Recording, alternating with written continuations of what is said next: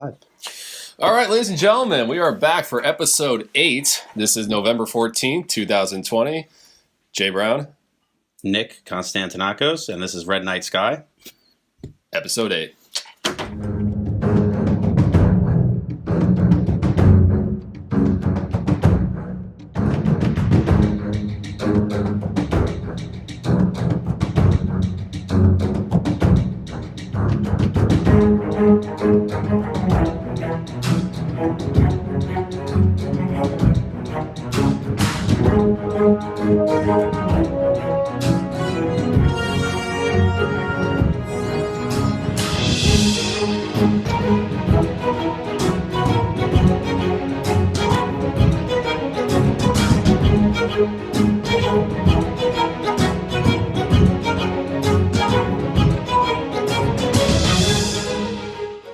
All right, so we are back. Quick little snippet.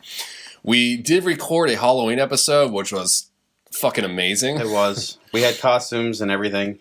I was Jack Yeah. Sparrow, and Yeah, I was Cobra Kai. We had some fun times with that. Unfortunately, when we went to record it, actually after we recorded, Nick spent all the time editing it.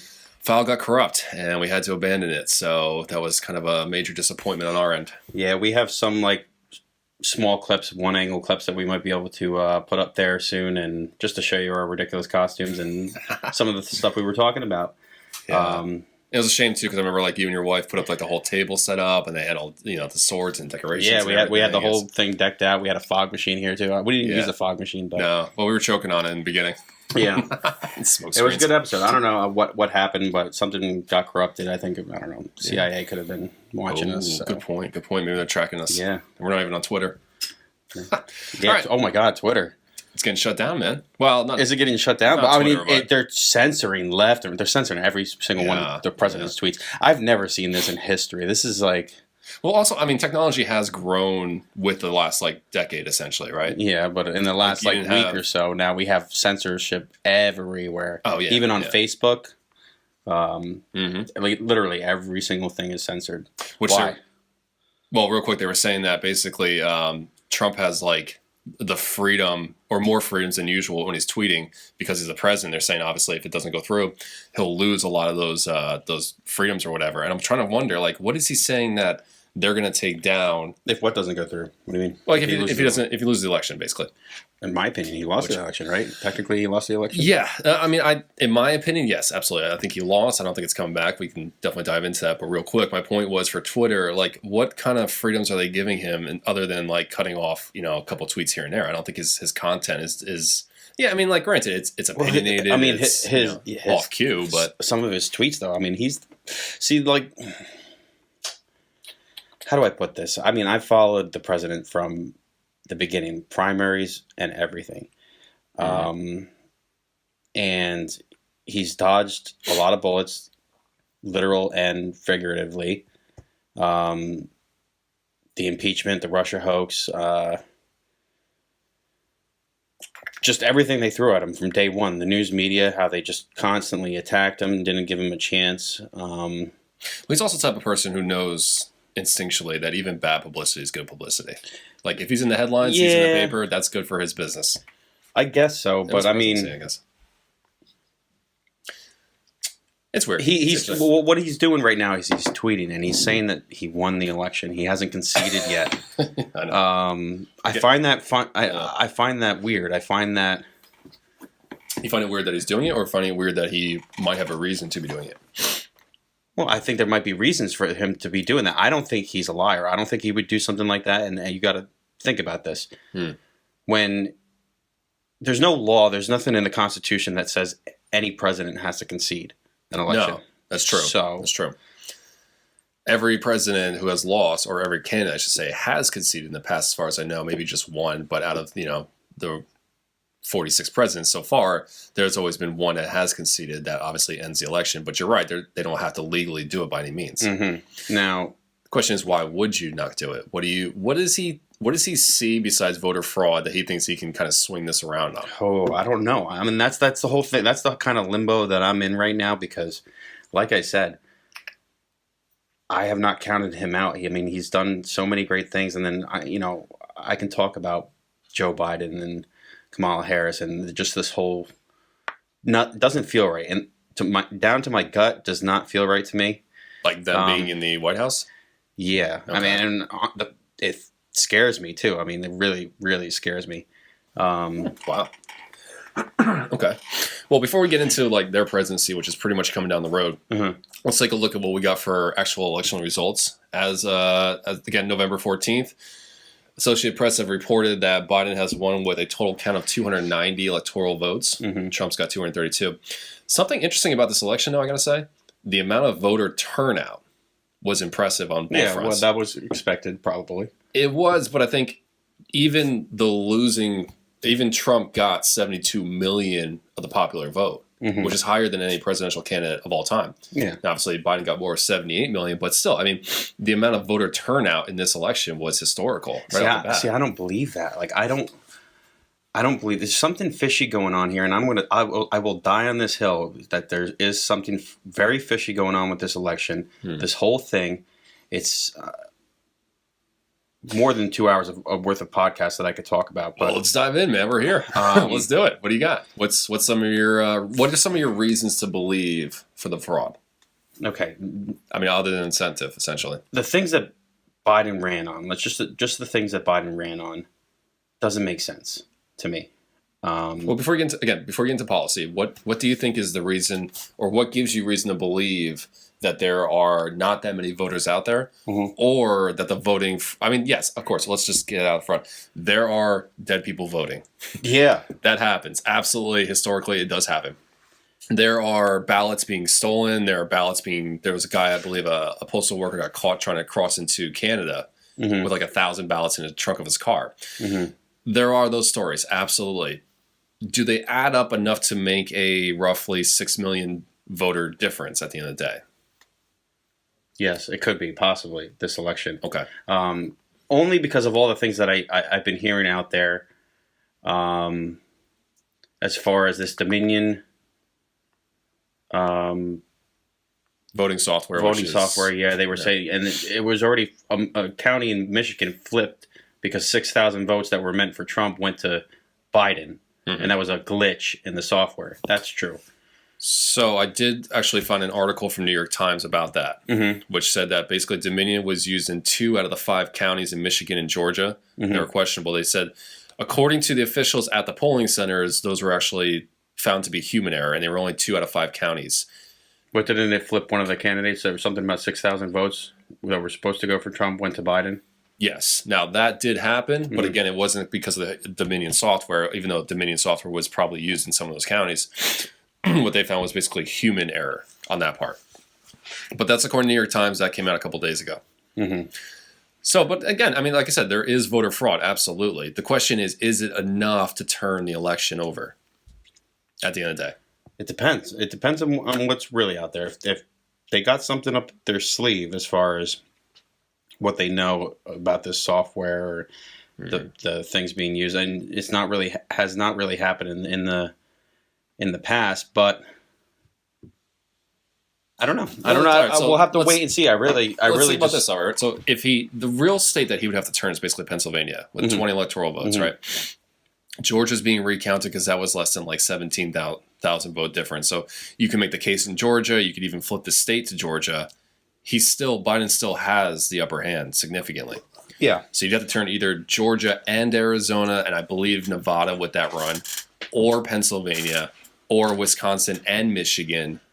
You see how like there's so like if he wants to turn anything, if he really gets down to like the legal lawsuits, it would have to come down to Pennsylvania again. And recently, I've heard other theories on that. I've heard a lot of different theories. I don't know how many of them can be true or not. Some of them do make sense. Okay. Basically, what it comes down to, like you're seeing a lot of these reports of voter fraud, people ripping up ballots or throwing away ballots or marking ballots the wrong way, or the stuff with the tabulation on the software. I mean, even Trump tweeted out that one tweet that was recently. Flagged as false. What's that? Was it flagged as false by Twitter? I'm sure every single one is flagged as false. Every single one that he's tweeting out is flagged as false. Yeah. But it was saying OAN reported something about millions of votes that were for Trump went to Biden or something like that. Millions across the country. Okay, that needs to be. So why is the president saying that? And he's the president of the United States. I mean, you think he would?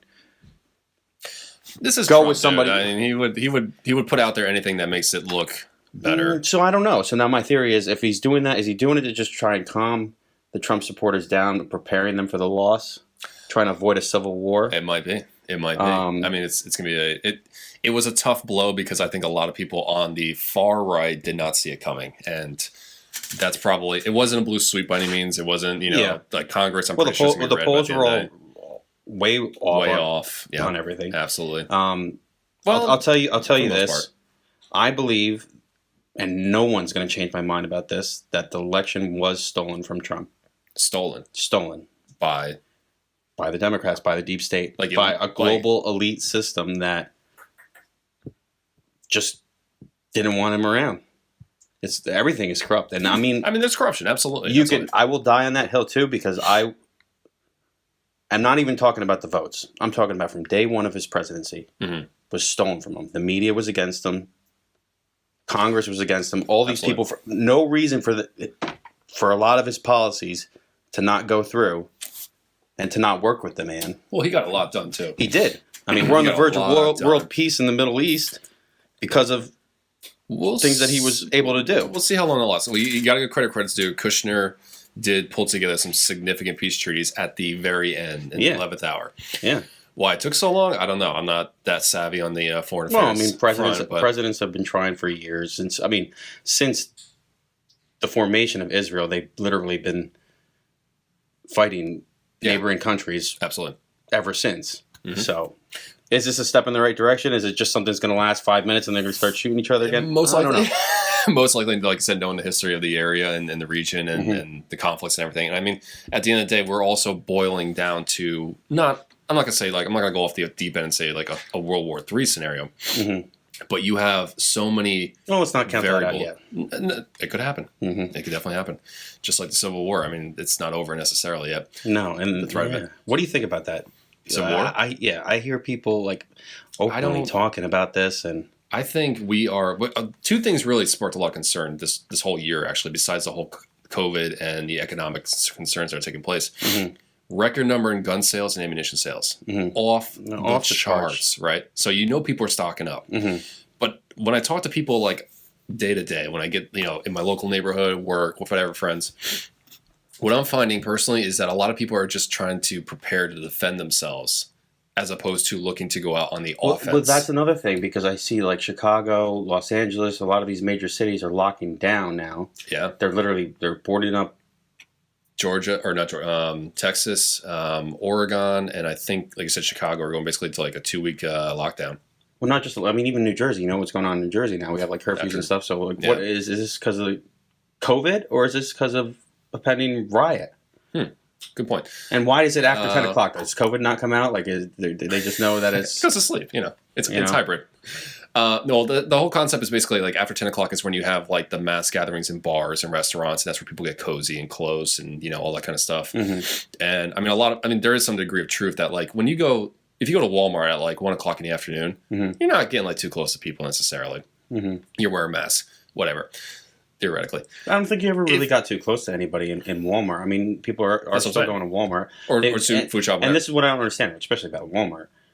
I mean, I was just picking a store, but yeah. That's a good example, because they still only have like 2 registers open, and you're still standing in fucking lines. During COVID, that's a good point. Before COVID, it was 2 registers, and then you had like 10 other registers that were empty. Now that there's COVID, you still have those like same 2 registers. Yeah. It's unbelievable. That's a good point. Yeah, they should really open this shit up just to keep people flushing through. But then people are still touching the same stuff. They're still touching the credit card, handing the credit card, handing the cash. Yeah. It's about limiting as much as you can. I mean, mm-hmm. it's all gray zone at the end of the day, right? Like, there's no way we cannot truly eliminate the exposure to COVID necessarily. Even with the N95s, there's still some degree of exposure with it.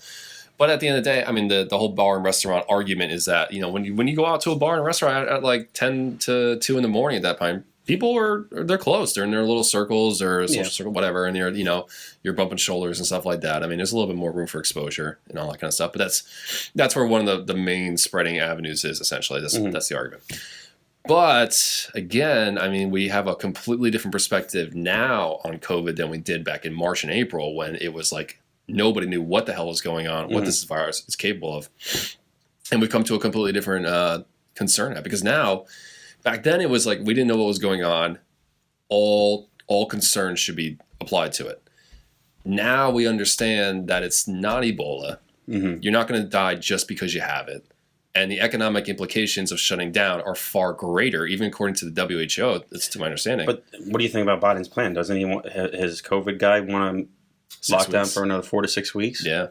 What do you think about that? I mean, we've still kind of been locked down since, So here's the thing. Personally, I don't agree with that.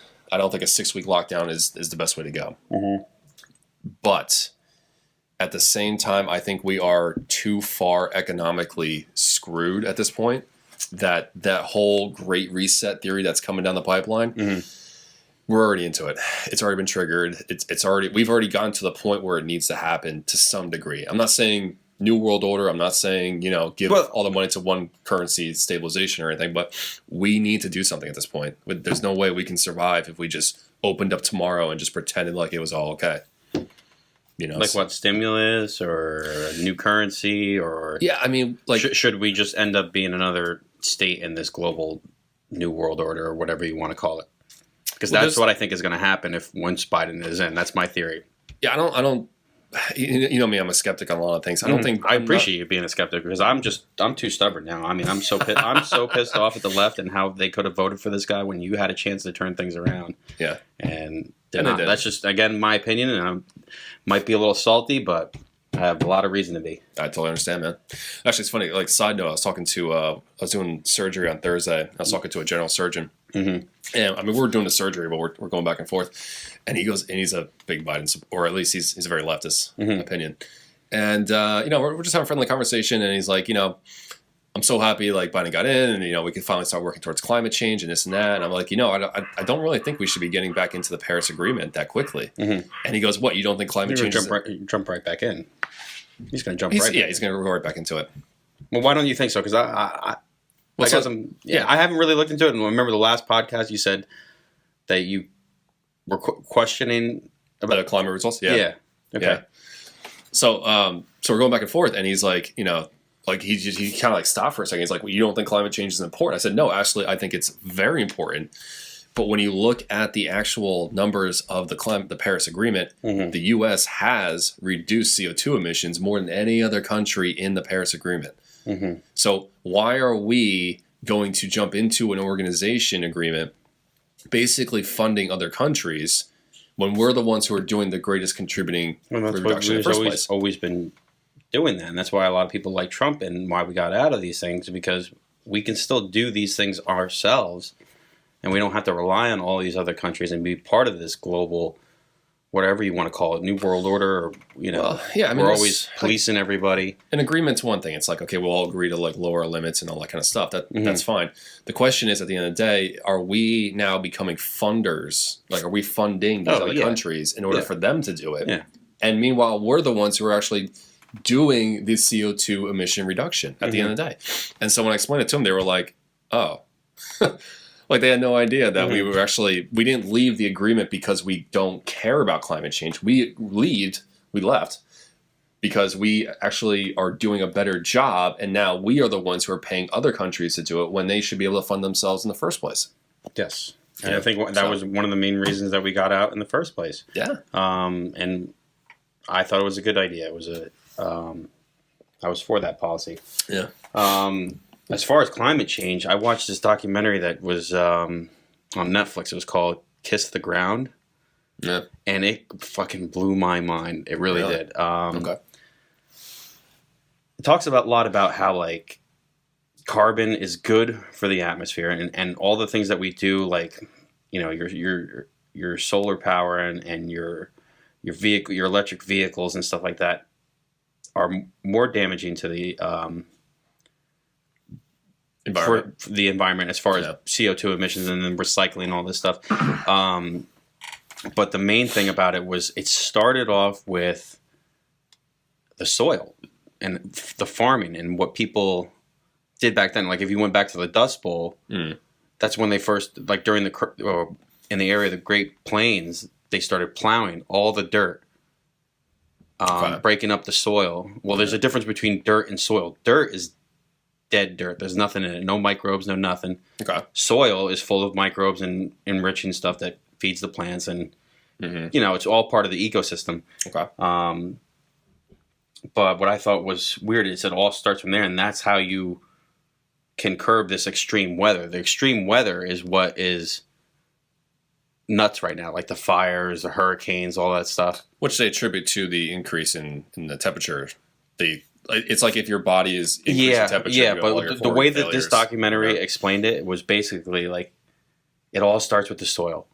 So like if we actually had proper methods of growing food all over the planet, and replenishing the nutrients in the soil, the plants would be able to do their job and regulate the entire planet. Like that's the way to solve it, and we're going around about this like the wrong way. Okay, yeah, good point. I definitely agree. It was a really good documentary. It was by you said it's on Netflix. Woody, yeah, it's on Netflix. Woody Harrelson. It's called Kiss the Ground. Kiss the Ground. Woody Harrelson. He narrates it, so I think it's pretty cool. I hear his voice while he's narrating it. He did Zombieland. Fucking awesome job.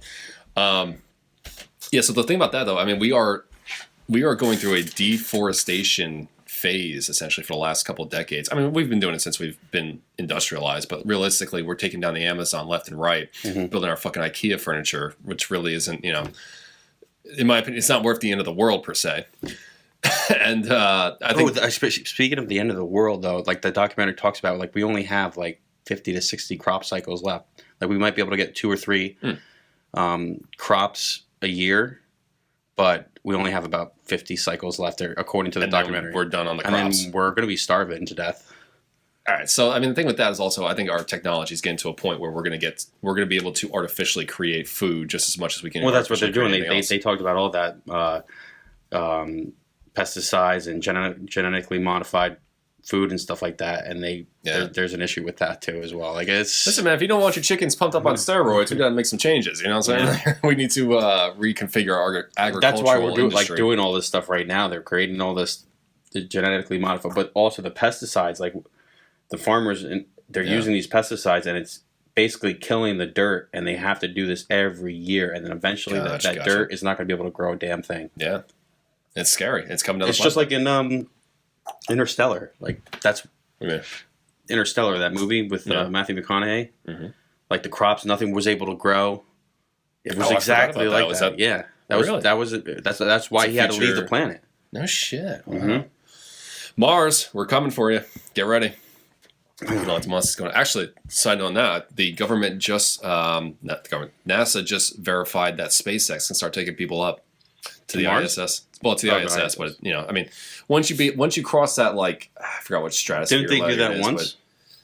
Not SpaceX. SpaceX is private. That's Elon Musk's company. Yeah, I thought they brought one person up or something, or maybe supplies. I think that was like a demo run. Yeah, it was like a demo run. Or something. But now it's certified. Like they can do private charter, basically. Cool. That's the biggest ground you got to break in terms of commercialized private space travel. Right? Interesting. Yeah, it's gonna be nuts, man. I mean, let me ask you: would you go to Mars? If, like, let's say they started to colonize it, but it wasn't like the Bahamas per se, like they just threw a couple of tents up there, there's some oxygen stuff, maybe some food supplies, a little oxygen bar or whatever to hang out. No. Would you pay like, a couple $1 million to travel up there for 3 weeks? Oh, 3 weeks just to like check it out? Travel, yeah. Yeah, fuck yeah. Right? If I had the money, fuck yeah. I think it'd be good. Yeah. They're saying now, because I think Virgin Airlines tried doing this a couple of years ago. Not that, but they just tried like getting into like low orbit, like traveling or whatever, space travel. And it was like $125,000 a seat, I think, starting. Yeah. Wow. Can you imagine that? Like, I mean, just people out there that obviously can afford that, but can you imagine dropping like, I don't know, $250,000 just to spend like 10 minutes in like low orbit? And in like 20 years, it's going to probably be like $2,000. I don't know. And it's nuts, man. It's nuts. So, all right, what else we got going on? So, as you know, I'm a big finance guy in terms of, amateur, but I love following it. The IMF has they did a report back in October, and this is something that unfortunately got kind of covered up by the whole like election news process. Managing director of the IMF states in an interview that we might be seeing good chance of seeing a Bretton Woods agreement. What's that? Bretton Woods. Bretton Woods was the 1944 agreement where we went back to the gold standard, basically. Mm-hmm. And that's where, after post-World War II, 44 countries realized they couldn't afford their own currency destabilization. So they all met up in New Hampshire and agreed with the U.S., because we were still backed by gold, to continue using the U.S. dollar as the gold, or as the currency reserve status of the world. Until, of course, Nixon comes along and says, "Oh, we just have to, kind of break that gold standard to pay for the Vietnam War in '71," which breaks us off of that. And then since then, we have basically not been backed by gold. So the IMF, which is the International Monetary Fund, aka International Bank, is looking to do possibly another Bretton Woods agreement. Cool. They said in October. That's Yeah. a recent article, or they're October. saying October they're going to move towards this. No. In October, they had a press release or a press whatever. And they weren't saying we are doing it. There was just like an interview with a news company or whatever, and they were like, And what's going on with "We could see it. We could see it." that one chick that is going to be the head of the Federal Reserve? You're talking about Trump's appointee, Yeah. Judy Shelton. What's going on with that? So Trump has been trying to get her in there for a while, actually. Yeah. Yep. Judy Shelton, the thing about her that's unique is she's a huge proponent of the gold standard. So she wants to go back to the gold standard, basically. Trump is now pushing to get her through. I believe it comes down to the Senate this weekend, actually. I think they're voting on that. And now, granted, if she gets in, she'll be part of the board of governors. So, like, the Federal Reserve is like the bank of the U.S., if you will. And they have 12 board governors that kind of govern over it, obviously with Jerome Powell being the head of all those 12. So she'll be like kind of like part of like the cabinet, if you want to look at it that way. And if she gets in, dude, I mean, there's a good chance. Like when we have this global fucking financial reset that takes place, that's going to be something that kind of comes down the pipeline.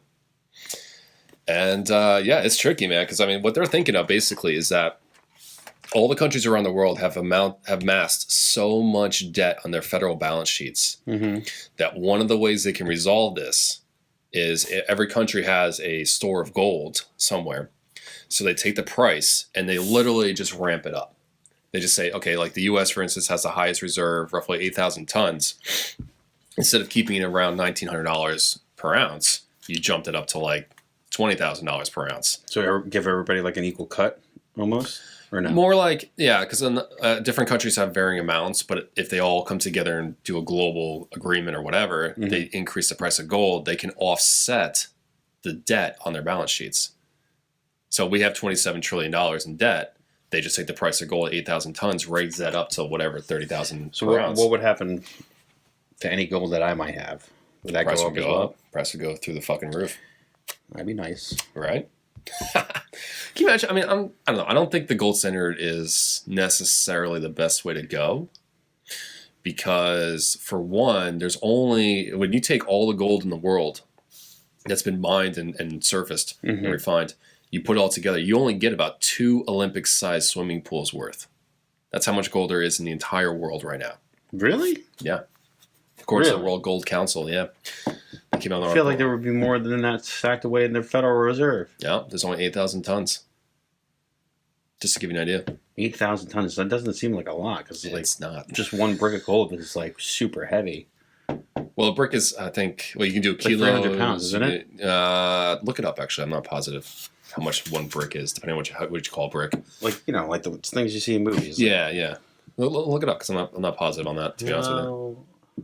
But what I was saying is, though, there's only so much. And the whole reason any country ever breaks the gold standard is they get into a war. They can't fund the war at some point, so then they have to print more money. But they can't print more money without experiencing extreme immediate inflation because they're tied to the gold. So you have to have something that you can increase the amount of. Now, granted, there's mining going on, but it's nowhere near sufficient enough to back up the trillions of dollars of debt and, I'm sure more quantitative easing that's coming down the pipeline. So, I don't know. It's going to be nuts. We're going to see some changes for sure, but I don't know if the gold standard is the best way to go or not. I don't know what's the best way to go anymore for anything. I mean, back to the election, if you want to switch topics real quick. Go for it. Just the fact that he's tweeting this stuff, I mean, really has got me curious about this, and About the reset or about what? about the election, Yeah. about the results of the election, some of this stuff going on. Because you got to think he must have seen this coming. This? As far as the election, he must have seen that.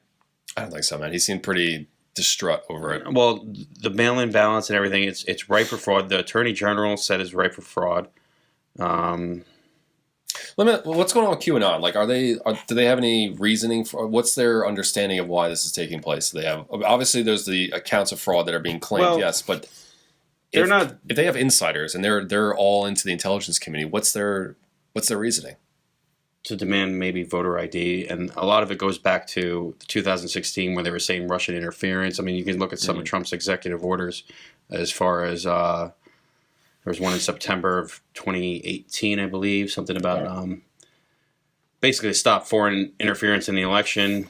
So they couldn't use that as an excuse, I guess, again. There was something else I read where something was going to be the standard as far as how elections were decided if there was any type of fraud.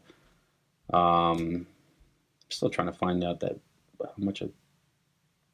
I mean, if you can't find it, we can look it up later. It's not a big deal. But there is some kind of standard as far as that they're going to use, and this is where the Supreme Court might come into play is Coming out if they can prove, like, how you're seeing these reports of fraud here and there, whatever it is. Some of them seem like they're big, and even some of the stuff that Trump is tweeting. If he's tweeting millions of ballots were for Trump that went to Biden because of just the software alone, it wasn't a glitch. Then that means it was programmed into the software.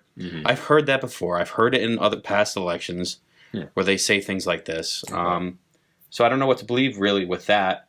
I know that the media is fucking bullshit. I know the media is full of shit. Every single one of them. You guys don't trust media for anything. Nope. You were not done. at all. I mean, I get it. I totally understand where the concern is. There's a lot of false news out there. There is, absolutely. But I don't think you can discount it entirely. Yeah, but what the point I'm trying to make is, like I said, I'm not going to count Trump out until he concedes and he's out of office. Okay. Because do you think he's hurting or helping himself in this situation? He's helping. I mean, they got the Million MAGA March rally or whatever right now. They're right in D.C. right now. Like, oh my God. It's like... I mean, one thing we do need to keep into consideration is the fact that almost, if not close to half the country did vote for him. Well, yes. That doesn't mean like the whole country was like, yay, Biden. But it was more. There's still 70 million people. From a policy standpoint between Trump versus Biden, I mean, he had no ground game. The guy's a stuttering fool. I mean, he's just, they say that he had this stuttering, Well, he's mentally off the rocker. Like, he's not going to last 2 terms. So why do the people vote for them? Just because they hate Trump? Yeah, anti-Trump. That's stupid. And I know, I hate to say it, and but honestly, fuck people for doing that just because they hate Trump because he had a lot of fucking good policies. I hate to say it, but I think the presidential debates made a difference this time for presidential election. I've heard a lot of points on that. I think if he just it is a good point. Toned it especially down, that first one, especially the first one. Yeah. Even still. Not saying it's right or wrong. I'm just saying I think it influenced. I feel like the media is pushing a civil war right now. They want a civil war. I feel like the deep state, you want to talk about deep state, they want a civil war. They want to see America divided. They want us to be fighting each other so that another country will then come in and take over the United States. Why would the deep state want to lose their power? To have that new world order. To make everything. So then it's not deep state like U.S. It's a global deep state. Okay. Yeah. So it's an infiltration from the global whatever. Infiltration, insurgency, whatever you want to call it, coup. I don't think anything like that's going to change my mind because we had a chance with Trump to start to turn things around and set things straight. From now on, it doesn't matter. First of all, I don't think that we might never see a Republican president for a very, very, very long time. Well, you might get 2 terms out of a Democrat for the next 2 president. For this one, the following one, if it's Kamala or whoever. But there will be a swing back. I mean, look at the map. Look at the map. The cities basically decided this election. No, actually, the swing states did. But the cities in those swing states. Look at Pennsylvania. Oh yeah. Well, yeah, Philadelphia for sure. Philadelphia, Pittsburgh, but New York, Syracuse, Albany, New York City. Atlanta. Everything else was red. Well, New York was always. I mean, New York and California are always Democrat. Not true, though. Oh, not true. No? Not true. No. I looked When that was up. New York? I looked up that this morning. They were actually mostly Republican. Well, the New Mainly York Republican. State, yes. No. But New York City. New York City, but I looked at the states. So Yeah. basically, the states from the 19, and this goes back to the Democrats. This goes back to. It's very hard to talk about a lot of Just this go stuff. to New York. Just start in New York. Stay with it. Go back to the 1900s. You go back to the 1900s. Okay. That's a whole different time period, man. I know I'm it's a talking whole- like the it's- last I know like it's a 40 whole- years. This is where the Clintons come into play. Okay. The Clintons, even California. California was mainly Republican. When Clinton was running? Clintons come around. No shit. From then on, blue. Same thing with New York. From then on, blue. Really? Okay. Yes. That's suspicious. Um, Really suspicious. Okay. even the Clinton, what are you up to? now, let's talk about racism for a little bit. The Black Lives Matter. Racism or BLM? Because there is a difference. Well, BLM, this whole thing we saw with the riots. I mean, Okay. right now, Trump supporters, we're not burning down buildings. We're not. No, and that should be acknowledged by the left as well. But it's not going to be. It's really No, not of course going They're to be. not going to. But they won't recognize that, like, No. yeah, there's a big difference in how people handle loss. Now, you talk about Joe Biden, all the racist things that he said. I'm sure you've heard them. If you don't know if you're for me or Trump, then you ain't black. Oh, okay. Yeah, I see what Stuff you're like that. saying. Yeah. There's plenty more examples with that. Even I mean, for him supporting Confederates, uh-huh. Joe Biden. I saw a bunch of videos where he said, "Come look at my desk that he has," and his desk was from a Confederate senator. And Joe it's Biden's was? Joe Biden's desk. Interesting. I didn't know And that. he was very. He said a lot of racist things. Predators, talking about the 1994 crime bill. Yeah, I mean, again, when you look at like presidential candidates, there's a lot that could be argued for sure. Yeah. I think the best way, from my personal approach to voting presidential elections, comes down to policies and administration effects. And one of the reasons I think that, you know, you could argue both sides, both candidates Yes. have said racial things and have made racial cues, let's say. Well, what they do is they play identity politics, and then they Yes, use exactly. that. Both sides do that, but the point I'm trying to make is like the history of it. If you go back, and this is what I was looking at this morning, where you looked at the states. So like all the southern states, Mhm. the Confederate states, Mhm. they were all blue, all the way Going up back to 1900s okay. till the Civil Rights Movement. Okay. After the Civil Rights Movement, all the southern states started turning red. Interesting. Now, the point I want to make with that is you got Hillary Clinton. She comes around, and well, not Hillary, but the Clintons, the Clinton family. Mm-hmm. And you look at a lot of these states that were, you know, most people would say California, New York, blue. But if you go all the way back to the 1900s, Yeah, but that's a whole different. the majority of the Time times period. the elections, you know, when the elections came around, Yeah. they were red. Okay. All right. So But things then have it changed. flipped. So like the southern states flipped to blue, or were blue, they flipped to red. Mm-hmm. But now you're seeing they're going back to blue, and I just don't understand this. Well, there is a. You're right. Back then, different. Right now, there is a difference between people who will say wear a BLM shirt versus a back the blue shirt. Mm-hmm. So that becomes a politically divided or divisive Yes. topic. Now, at the end of the day, neither side, from my personal opinion, talking to both sides, there's extremists on both ends, but neither side is actually truly intending to be racist or to see the downfall of, say, the black community. But I think where this line gets divided in philosophy is that if you take a side, that means you're against the other side. So if you back the blue, in other words, you back the idea of cops being in your town, policing, all that kind of stuff, you're automatically assumed to be anti or not caring about the black lives. Well, yeah. I mean, for a fact check point of view, Yeah. They fact checked something where it was like Trump had an anti-Black Lives Matter flag behind him at a rally or something, and it came up 90% true that it was an anti-Black Lives Matter flag, Right. and it was a back the blue flag, but they Right. put that as 90% true. I don't understand that. None of that stuff. All that stuff is made to confuse people. And what I think also happened in this election is the people who don't do their research. There's a lot of stupid people out there, and I hate to say it. I'm not saying I'm the smartest one of the bunch. I mean, we're all kind of on that category to some degree. But I mean, there's a lot more stupid people. I know what you're saying, man. I know what you're saying. Absolutely. And that's what the Democrats, they pander to. They pander to the poor, and there's a larger voter base of very poor people, but they keep them trapped. I mean, there's a lot of poor Republicans too. I mean, there is the backwoods. There is culture. There is, but I'm talking about like these cities. Yeah, the inner city, the welfare, and they keep them trapped. They keep them down. They keep them happy with whatever they're giving them, but they don't give them the opportunity to succeed. So, if I was going to run, and I was going to be a politician, and I was going to run in a place like Newark, New Jersey. Mm-hmm. Small town. Maybe I want to run for the mayor or something like that. Newark's not exactly a small town. Okay. Well, maybe a small town in Newark or whatever. Like a small area. I'm not running for president or nothing, but let's say a place like Newark, a democratically controlled area. I don't think you do too well there, man. I'm just busting on you. I don't think I would do too well either, but I'm just fucking with you. This is what I would run on. I would say, fuck all this other shit. Yeah. I'm running on fixing your roads.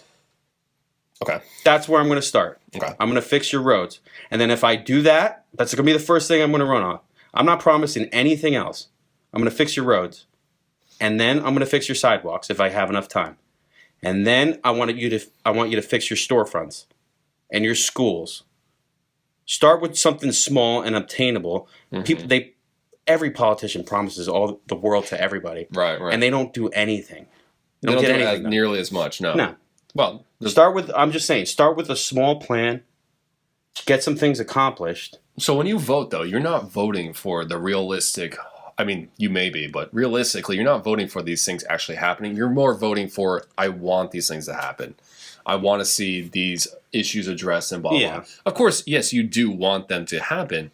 But if you're realistic enough about it, if you're practical enough, you'll understand that like a good portion of it's not going to happen. Yeah. So regardless of what state or area you're going to run in or for, I think you do need to propose what you would do if you could accomplish certain said goals. Mm-hmm. The question is like, nobody really wants to see, well, I shouldn't say that. The majority of people don't want to see America fall. They want what's best for the country. The majority. I mean, there's crazy anarchists out there and whatever. But for the most part, people just want to see the country improve. But do they? Because... Yes. But again, take the extremists out of the equation. Take the anarchists or whatever. You want to take them off. Well, what about presidents? Even presidents. Yeah. I mean, there's the practical side of it is, yes, of course, some people are corrupt. Some people are doing it for malicious intent and all that stuff.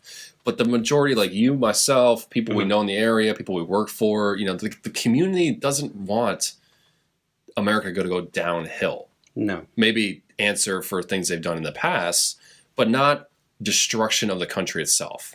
So what the question comes down to at the end of the day is, are you voting for, you're not voting for I'm pro-America or anti-America so much. It's how do you believe is the best way to get to a better America?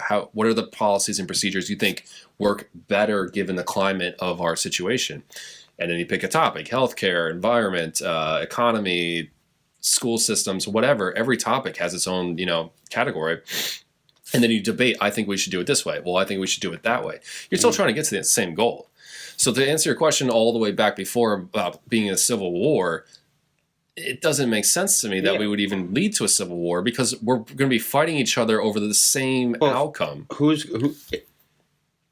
just if there is another civil war, who do you think is going to win? If it came down to a tactical fight, I think the right side would decimate the left. I don't think so. See, I disagree. I think the Democrats are going to win. No, I don't think so. Well, it depends on what your if you believe that there is the deep state cabal initiative and that they are like, if you have George Soros funding your revolution, you can make the argument that you can't beat that. Well, not even that. I'm just But if you took Democrats and Republicans, and I guarantee you, if you look online, you will find articles of there's a slew of examples of soldiers who are now in the public sector. They're done with their services. They're just working normal jobs, whatever. they've come out and said, you don't want war. And they've given a whole list of their experiences and why you don't want that, right? Yeah. But they ended all the same. But if you do this, we will show up, and it won't be pretty. Now you're telling me, not you, but whoever, that a trained group of military people who have experience, have well-funded knowledge on everything tactical to warfare to weapons to whatever, they're going to go up against a bunch of normal citizens, and they're not going to win. You know what I'm saying? Yeah. How? Democrats are going to win, hands down. In a civil war. If war broke out and we're fighting war like line to line. Yes, because how? They have AR-14s, which are really powerful weapons. How many Democrats do you know have these? They all have them, apparently. They have these ghost guns, and they have these... I mean, if you want to include gangs into that, they have these magazines that you can stick 30-round clips in one magazine. And you can't figure out how to make that happen? No, I can barely figure out how to put one clip in a magazine. I'm pretty sure. I'm joking. I know you don't know a whole lot about guns, but I'm pretty sure the military can figure out how to make it like infinite fucking ammo, dude. Like God mode incorporated in real life. So a magazine. Democrats have been fumbling this for years. Even Joe Biden. That was kind of a dig on Joe Biden. Mm. He said, "I'm going to take away your AR-14s. There's no such thing as an AR-14. It's AR-15." He said 14. Yeah, and then the 30-round clips. Yeah, you can fit in one magazine. A clip is a stripper clip, just like I don't have an example, but it's basically a little strip, and you can put all your rounds in it, right? And then you just pop it in a weapon. Yeah.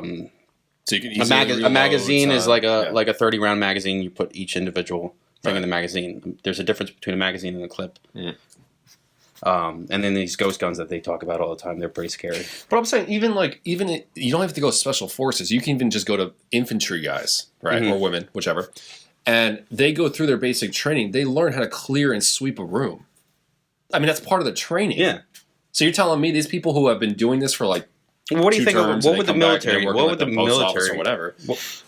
They're going to come out, and then all of a sudden there's going to be. You don't think they're going to like organize each other together? They're all going to speak the same language. Yeah. They're going to have tactical military experience, and they're going to look at a bunch of people running around with like ninja swords and shit, and they're not going to take them out. What would the military do in this type of situation? I would assume martial law.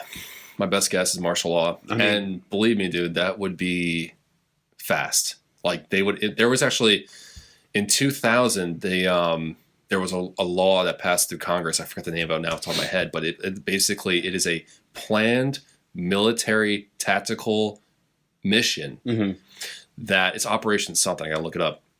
That has been in practice in case the U.S. military had a threat within the American public.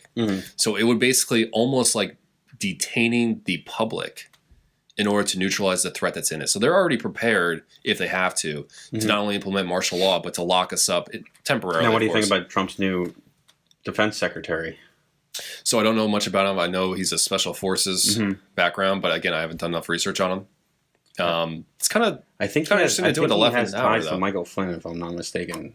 Wouldn't be surprised. Wouldn't be surprised. Well, all right, let's tie this into Epstein, though, because I just read an article that they stopped the Epstein investigation.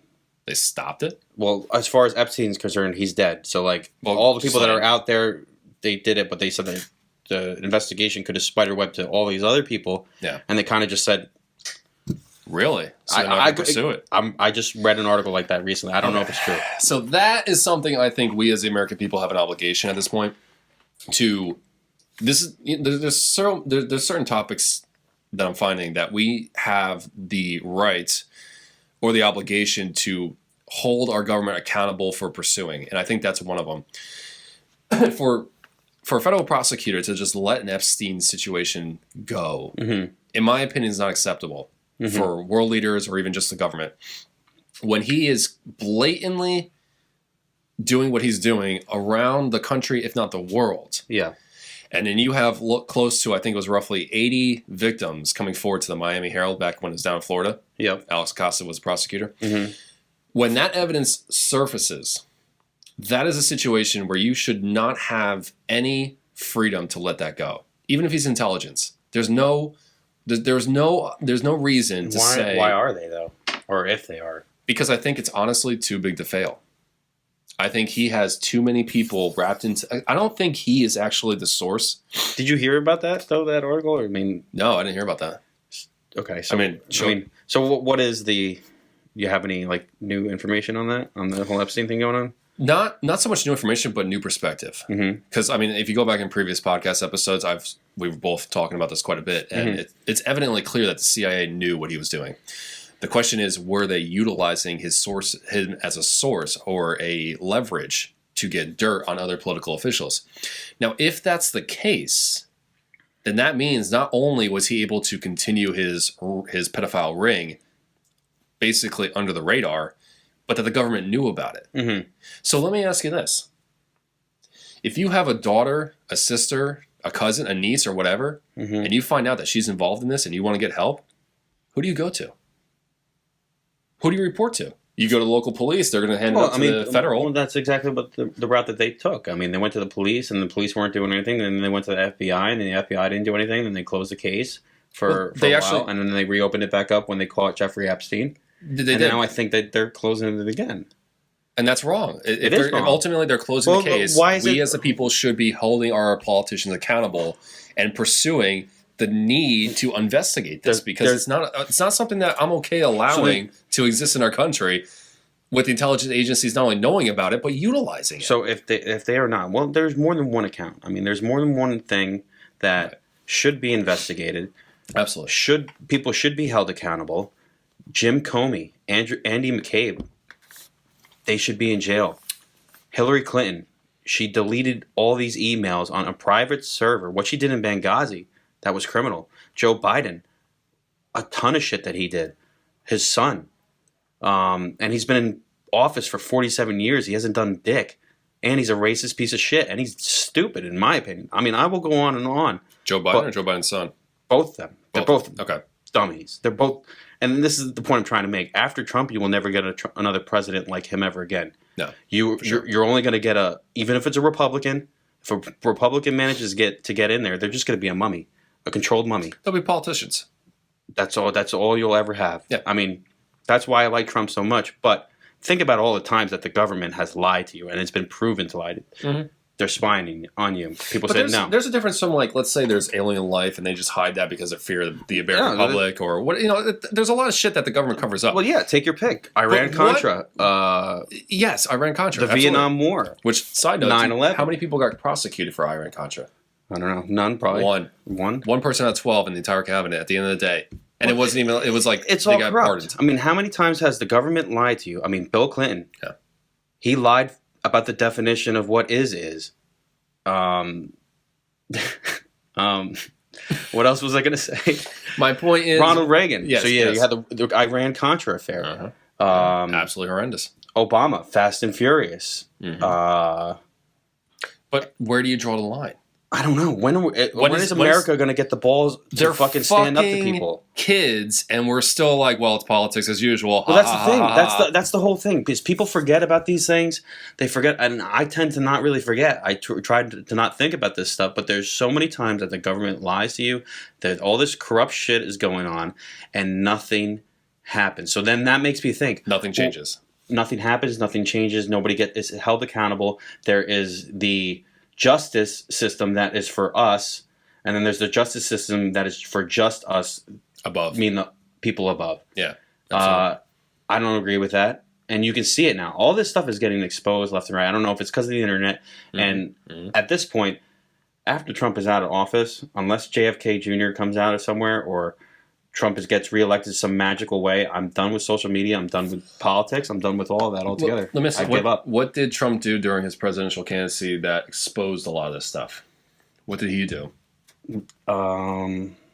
Just a lot of stuff. I mean, he's definitely not a politician. Because that he was in office, a lot of stuff was exposed. A lot of his tweets just exposed stuff. People don't want to believe it until it ends up turning out to be true. But was that him exposing it, or was that just the people exposing it? It's either his intuition or people exposing, or the people around him. I don't know what the game is, but I mean... Look, I think he might be giving him a little just too much credit for things that he didn't do. That's what I'm trying to say. No, he did quite a bit. I mean, For the exposure component yes, alone. yes. So, are there any examples of him? Well, even just him repeating stuff. So, like Hillary Clinton's emails, he dug that into the ground. But that wasn't his exposure. He just talked about it. Yeah, but he kept it alive because that's why I think why he repeats a lot of this stuff is because people tend to forget. It becomes yesterday's news, and then it's on to something else. So I think that was a lot of QAnon helping to bring that to light and continue the Also research. him. I mean, even right now, the main news I'm trying to get out is from his actual Twitter account because I also believe that they're going to ban his Twitter account. I think that they're it's coming down. eventually going to do that, and maybe there is going to be a blackout of a lot of social media. I mean, it's getting pretty heated right now. I mean, there was a shutdown of YouTube for like 6 hours. Yeah, even globally. my wife couldn't get on YouTube. Yeah. It was weird. I mean, this is a glitch, but you never know what's going on. They keep saying that glitch stuff, but like you can always blame it on a glitch, but then you never really know what happened. just it doesn't make sense to me. These people don't get held accountable. They lie all the time. But that's what I'm saying, man. Like this Epstein exposure, like you can use his name, but it's the whole situation. I mean, the fact that he was allowed to continue to do this, and nobody wants to bring awareness to the fact that the intelligence agency knew about it. Uh-huh. I mean, it again. You know, if you have like a rogue pedophile, and I call him rogue only because it's like by himself essentially, and they go onto the community and they do horrible things and they get caught, they get arrested, they get charged, no big deal, or good for them to get arrested. But when you have this, you have so many high influential people tied into it that to bring it down would actually not benefit the people that are in power.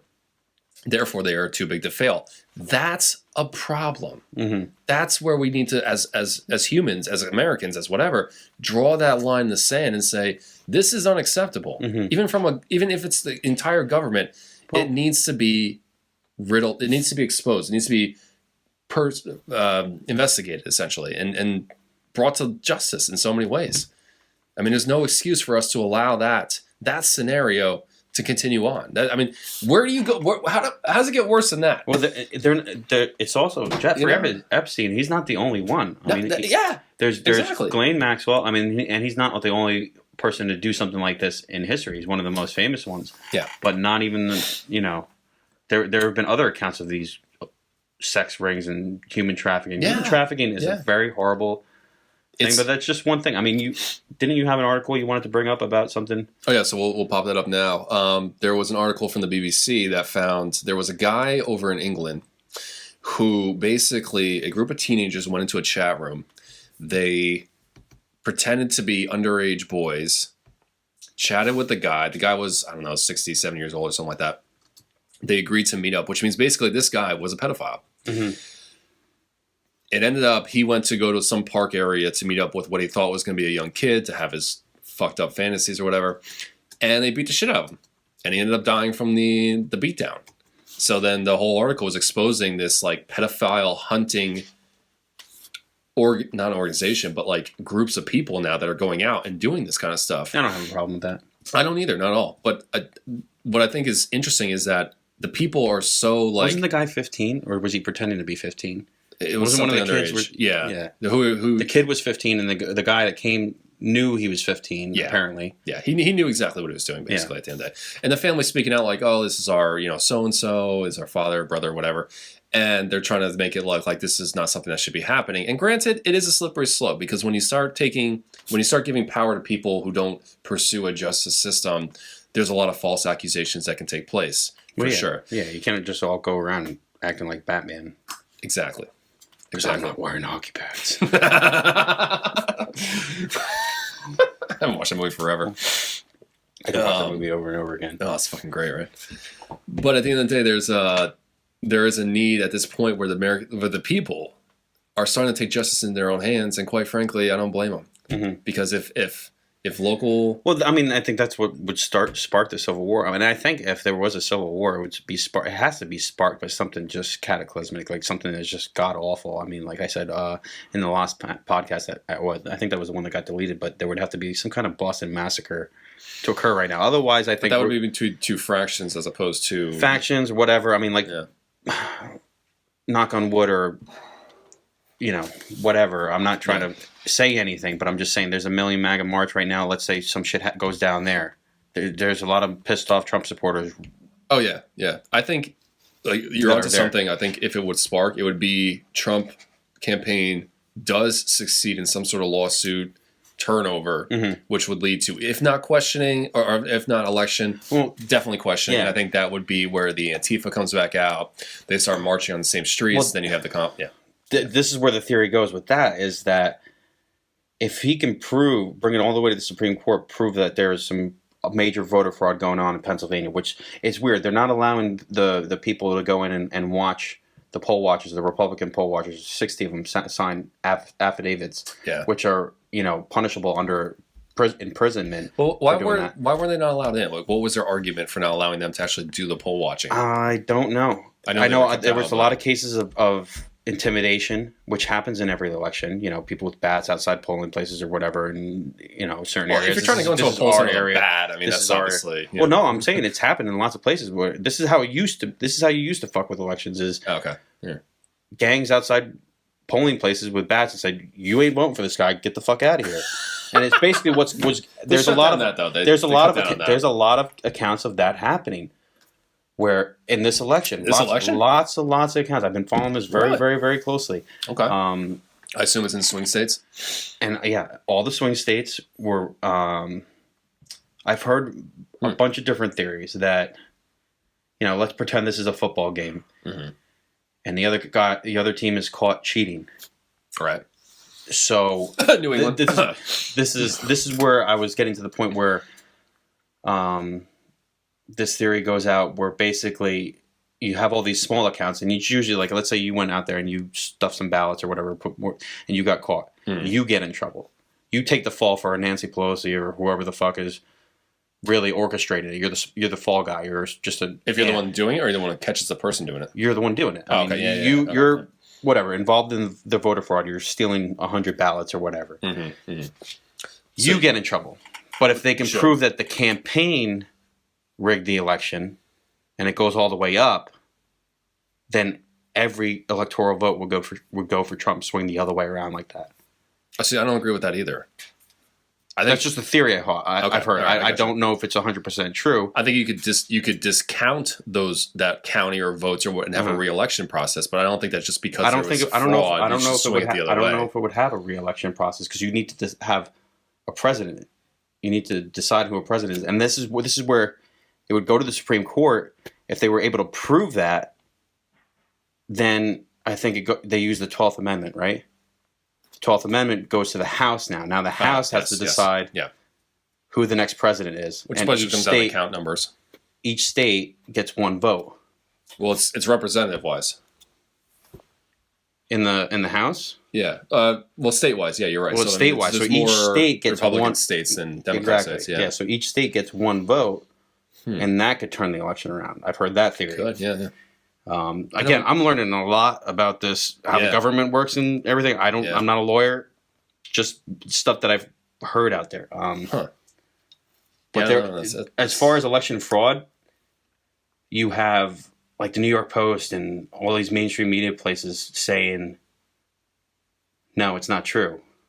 That there is no election fraud, and there's not plenty of significant. There's since you bring that up, there was two things I found pretty interesting this week. One is that the lawyer group that was representing the Trump campaign in Pennsylvania, they were known as Porter, Wright, Morris, and Arthur. Yep, they have pulled out of their case against Pennsylvania for the voter fraud, so they're out completely. I've heard that. Yeah, they have some setbacks, the Trump administration, as far as, and I've also heard that Pennsylvania said we're not doing a recount. You can fuck off, basically. Basically, yeah. I mean, and it's pretty close. It's pretty close in Pennsylvania. George is close, dude.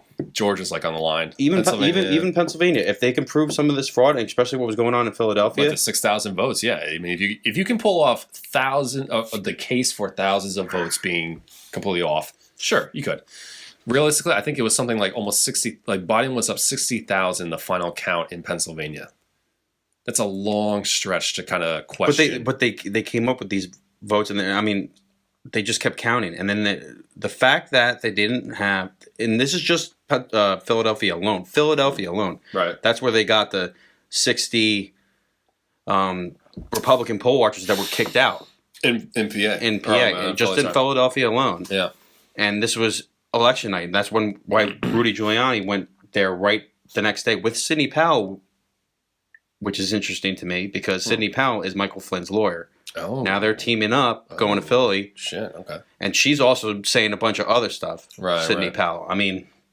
But again, if you don't have the evidence to support it, that's what I'm saying. If there is the evidence, they're not releasing it now. If they release the evidence right now, if there was any, and this is why I'm not counting Trump out. I'm not going to be one of those guys that hangs up his hat, because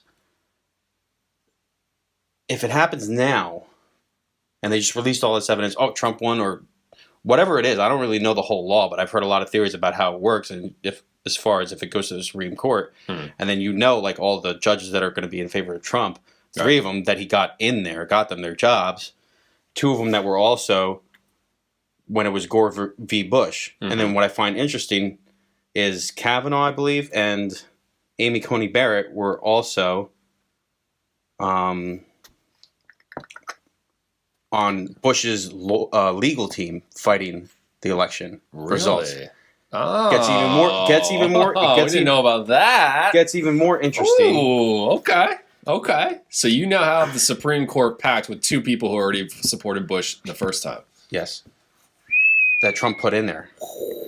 2 of them that were Clarence Thomas, and Clarence Thomas was crucified just like Kavanaugh was.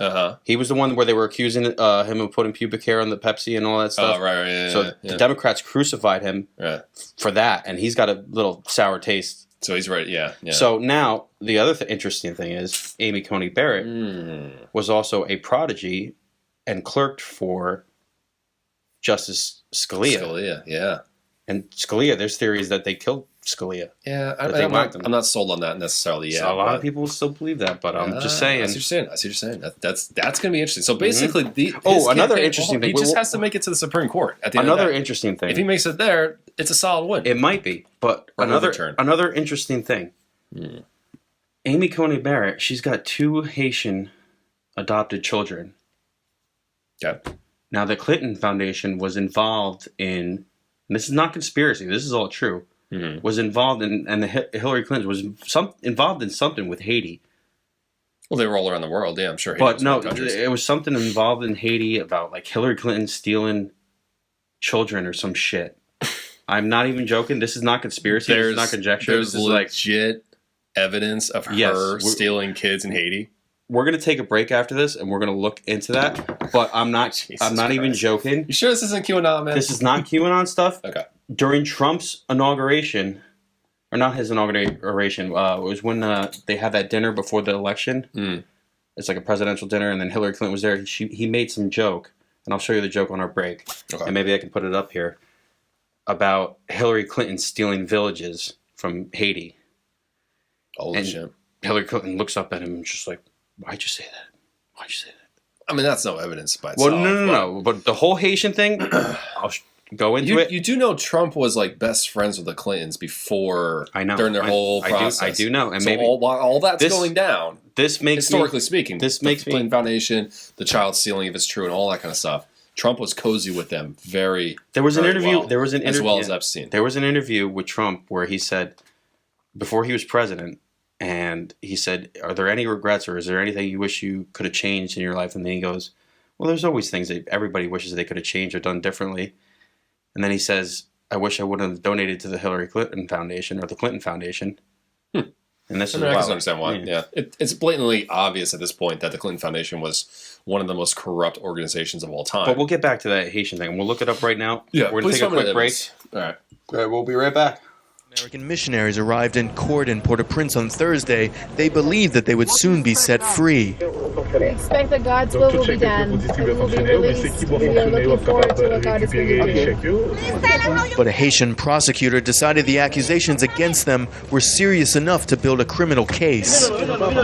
He charged them with child kidnapping and criminal association for trying to take 33 children out of the country without the required documentation. The decision came somewhat as a surprise. Haitian officials had floated the idea of sending the missionaries back to the U.S. for fear of overburdening Haiti's crippled judicial system. Now, however, the case is in the hands of an investigative judge based in this building right here behind me. The missionaries are from an Idaho-based Baptist church. Police arrested them last week on Haiti's border with the Dominican Republic as they tried to cross with a busload of children. The missionaries say they were bringing orphaned and abandoned victims of the earthquake to a better life in the Dominican Republic. The entire team deeply fell in love with these children. They're very, very precious kids that have lost their homes and their families and are so deeply in need of, most of all, God's love and His compassion and just a very nurturing setting. Thousands of children were orphaned in the earthquake, raising concerns about the possibility of child trafficking. The Haitian government says this is what the missionaries were doing. UNICEF's executive director doesn't call it child trafficking, but she says whatever the missionaries intended to do, they went about it the wrong way. If children are going to be taken out of the country, they need to have proper documentation and have been through the process properly for adoption and for removal from the country. Haitian officials say many of the children still have parents, but some of the children may have been handed over voluntarily. Craig Morrow, Al Jazeera, Port-au-Prince, Haiti. Everyone knows, of course, Hillary's belief that it takes a village, which only makes sense, after all, in places like Haiti, where she's taken a number of them.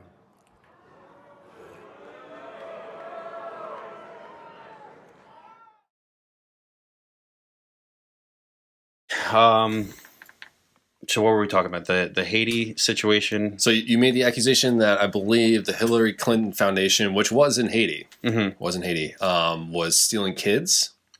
And I don't think we have any proof of that. I don't know if they were really stealing kids, but there was something about the kids, some kind of fucked up thing that happened. As far as whatever these kids, and they were given up for adoption or something like that, and then something happened. I'm sure I'll do a little more research. A little more research. I'm going to leave it as a blank slate right now, but I just find it interesting that Amy Coney Barrett has 2 Haitian adopted children, and then something with the Clinton Foundation had to do with Haiti. Okay, there is a tie there, yes. And there was some subtle digs at Hillary Clinton via Trump during the it's like a dinner that they do before the presidential election, and they all roast each other, kind of, which was very funny, and you should check that out if you haven't seen it. It was for the 2016 election. Long time ago. But I just find it interesting that there is something going on there with Haiti and Hillary Clinton and Amy. Yeah, I mean, at the end of the day, though, it comes down to the election process. Like, if there's enough questioning, it goes all the way to the Supreme Court. Once it gets there, then you're questioning who makes the decision for the next president of the United States. And that comes down, obviously, to the Supreme Court. So, like you said before, there's Kavanaugh, and now there's Amy Coney Barrett. There's, I think it's roughly, 8 or 9 Republicans and 3 Democrats, something like that. So if you have a stacked Supreme Court in the Republican favor, granted these are Supreme Court justices, they should not be voting according to party lines, but, they very well may. You never know. It was a very strategic move to get Amy Coney Barrett into the Supreme Court before the election. Unfortunately, our last episode got erased, but I did make the prediction that the reason the Senate had to get that through so quickly was because they could contest the election and bring it all the way down to the Supreme Court, just like you said with Bush and Gore. Yeah. And it very well may come down to that. I mean, there's very good reason to believe at this point that the Trump campaign will keep pursuing their legal lawsuits against swing states, especially Pennsylvania. Yeah. Now, what I find interesting, you have written down there, it says 290, 232. Is that your most recent or accurate? That was about 2 days ago. 2 days ago. Did you see the most recent one? And this is something I find funny. Fox, everybody's pissed off at Fox right now for calling the election so early for Biden and Arizona and stuff like that. So even when you followed CNN's election night coverage, that one made more sense. I think more people probably were following CNN's coverage of the election than Fox, and that's one of the reasons I think that a lot of people are pissed off at Fox. But even right now, CNN's got Biden up to, and this I just found out yesterday. Did they cross over 300? Yeah, Like they're like 306 306 or something like Yeah. that. I think I think what they're doing is calling Georgia for Biden, even though they're going to recount it. I think they're just giving that to him essentially, and then Yeah, doing they're that 306 to 232. 306. Yeah. Okay. Yeah, and it looks like all the states are pretty much called or whatever. Again, this goes back to the question: like, if Trump's campaign lawsuits even make any ground, which, as far as I know, as of right now, they're not, unfortunately. If they do, there's still not going to be enough to overturn the majority of the swing states. Now, he went to the Supreme Court, I believe, a couple days ago. Trump did. For something. Around 5 o'clock, it was... To the Supreme Court? To the Supreme Court, Trump did. I don't know. There is no cameras. There's nothing allowed in the Supreme Court when you go in there. There's also a lot. I mean, there is conspiracy out there that There's he a is lot. in serious financial trouble. Yes, That if this I've heard is- that too. That if he doesn't go in or if he doesn't get reelected, he's exposed to a lot of financial lawsuits. One of I did come across Deutsche Bank actually reported that they would dump his $340 million debt that he owes them. That they would They would dump it how? What do you mean? not dump it in terms of like get rid of it, but basically they would start pursuing him legally, which basically means this $340 million debt that he does owe to Deutsche Bank, according to Business Insider, is coming due in 2 years. But if you're the president in a 4-year term, you probably can pull some strings and make things happen. Whether or not it's a good thing or bad, whatever. But at the end of the day, Deutsche Bank is now reporting that they may very well pursue legal challenges, which would and effectively result in him having to dump a lot of real estate to pay for this debt, essentially, that they helped him build in the long run. So he doesn't just have a presidential election to build on or to win. He has to, in some ways, build it for his own empire, financially speaking. Come down the What a uphill. shitty way to... Then I would really disrespect Trump for that. I mean, what a shitty way to, run for president. I don't... I'm not saying he's running for president to get a cloak of protection from that per se, even though he's doing it with Twitter. Not that matters. Yeah. But I think what that would do is if things went according to his plan and he got reelected for 4 more years, he'd have 2 more years to figure out how he's going to make this payment happen, whether new deals, bailout systems, because right now the financial system is completely in shambles. So, he could very well be influential on like, hey, I'll cut you a deal, I'll give you this, and you give me that, or whatever. Especially foreign policy, there's a lot of things you can do being the president of the United States to kind of help you out in that process. I guess. Versus you're now just a public citizen, and they want their money. There's also a lot of things you can do as a public citizen. I don't think he's... I personally do not think that Trump has run for president to have anything to do for financial or personal gain. That was his intention. Well, but it's a component. Of course, it's not anybody's intention, but Clinton Foundation. well, that's what I mean. As far as intention, I mean like But did he run for president to protect nearly himself? every No. single president, politician. I hate them all, but Of course. I truly just believe that Trump did not do any of this stuff for financial or personal gain, and the fact that he hasn't released his taxes is fishy to me, and I'm sure it's questioning. Is on a lot of people's minds, Republicans or Democrats. I really don't care about his taxes. If he paid $0 in taxes, unless there was like tax fraud on there, concerning, but I don't think he's definitely not the only one. So I just want to know how he did it. I mean, I really don't care. It's a systemic issue. It's something that if you look at like the case always comes back down at the end of the day to Amazon paying roughly 0 federal taxes in 2018. Yeah. But why the fuck are they getting bailouts or benefits or any of that kind of stuff? They can legally do that. I mean, they take advantage of the system. It's a system that's out there. Yes. Technically, it is legal in the loophole system. Why does Jeff Bezos own the Washington Post and they can put all this stuff against Trump or whatever political person is out there? Okay. He says he has nothing to do with the Washington Post, but I mean, he basically owns it. Yeah, he does. He literally does own the Washington Post, and he was thinking about taking over CNN, which that fell apart in whatever talks. But the point is, at the end of the day, again, Might get a good deal for CNN soon. Yeah, so. But why the fuck are we paying taxes to a government that is going to give handouts and bailouts or corporate cuts or whatever to corporations that don't pay any fucking taxes. If you increase our taxes, the middle class, and that's what's going to happen. you're going to get a small increase in your financial federal balance sheet income. If you actually pursue the companies that should be paying just basic corporate tax, not even increase it, just basic, It's all a game. that would make your difference. That would put your debt in your balance sheet. But they can't do that, God forbid. The world leaders and the politicians, they don't want to do what's right for anybody. They really don't. They want to keep everybody controlled.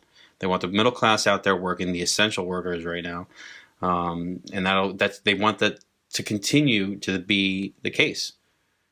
They want this to be a communist country, a socialist country. I don't think they want to go socialism. I mean, They do. it's more They do. There's some trends that you see in Venezuela that they are doing here, and they have been doing here for a long time, and it destroyed you know Venezuela. why Venezuela is the way they are? Why? Because their political leaders did pursue socialistic approaches. Yeah, like free college. With the income backing of their oil reserves.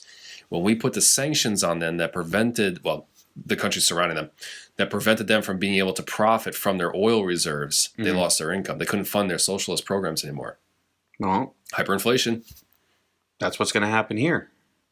It's not going to be that bad, but it's not going to be good either. It could get to that point. It can get to that point. No, I believe so. They're literally Especially- dancing on the dollars and the Venezuelan currencies on the street. Like it's literally confetti on their roads. Yeah. You know? I seen that. That's crazy. Yeah. And I mean, I think it's ironic because if you look at the Latino vote in Florida this past election, it swung dramatically in Trump's favor. And the reason they're saying is basically because the Trump campaign, and there is truth to it to some degree, they were able to portray Biden's socialistic policies to the Latino community in Florida that for a good portion of them escaped socialistic countries. Venezuela, or wherever. All over, yeah.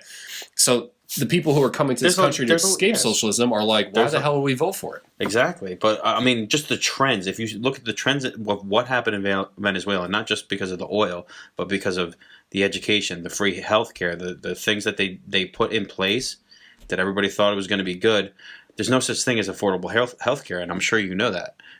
Healthcare is not affordable. I mean, there are other countries that are pulling it off. How Canada's pulling it off. England's pulling it off. A lot of European Union countries are pulling it off. They're probably going to be Greece. Not Greece. They're probably all going to be next, and they're probably all hurting real bad. Canada's doing pretty well. Then. I've heard. I'm not saying horror socialism. stories. I'm not saying it's the best way to go.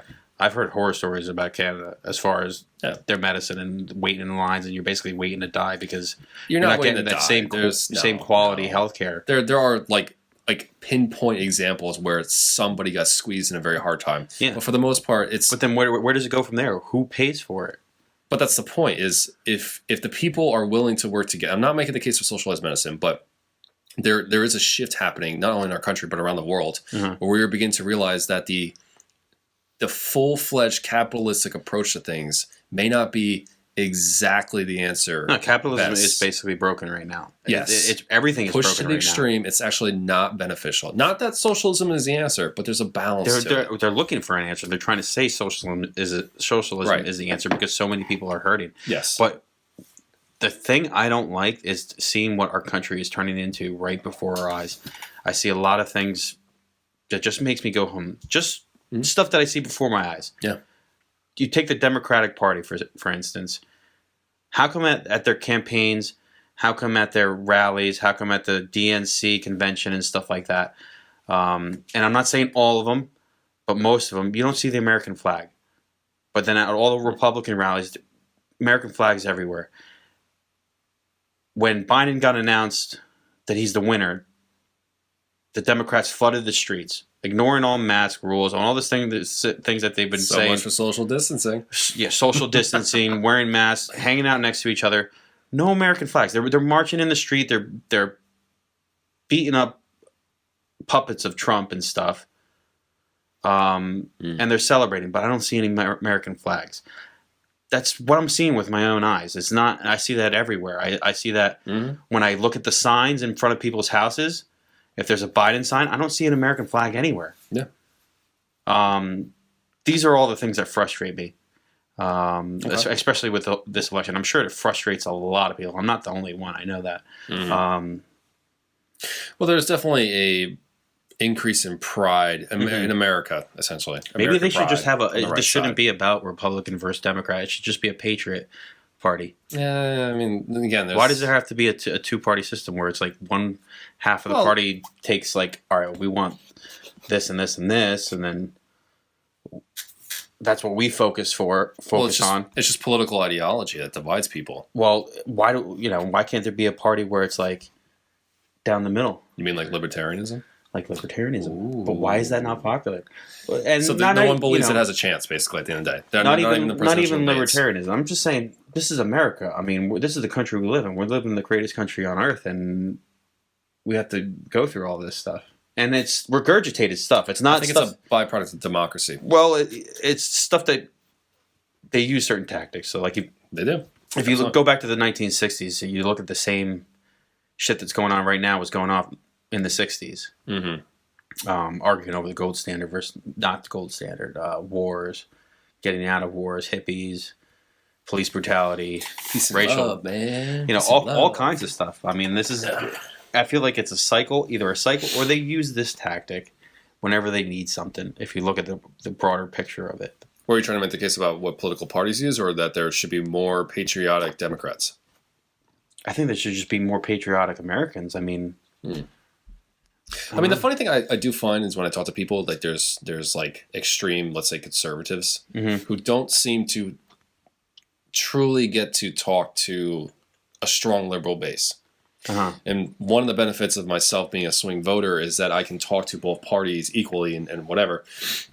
And I get to see both arguments on both sides. And that's why I try to bring up the case that both sides don't want the demise of America. There are people in the left that do want that, yes. Well, maybe it's all a grand scheme. But of no, things. it's political divide. It's ideology at the end of the day. But there are plenty. I think when you go Republican, you have a much more people who are older in age than younger. So there's more experience, which means it gives them more of a contrast and I more agree. reason to believe and to I agree with that. appreciate Well, then American values. how come the Democrats got more of the dead votes than Republicans then? What if do you they're mean the by dead wisest? vote?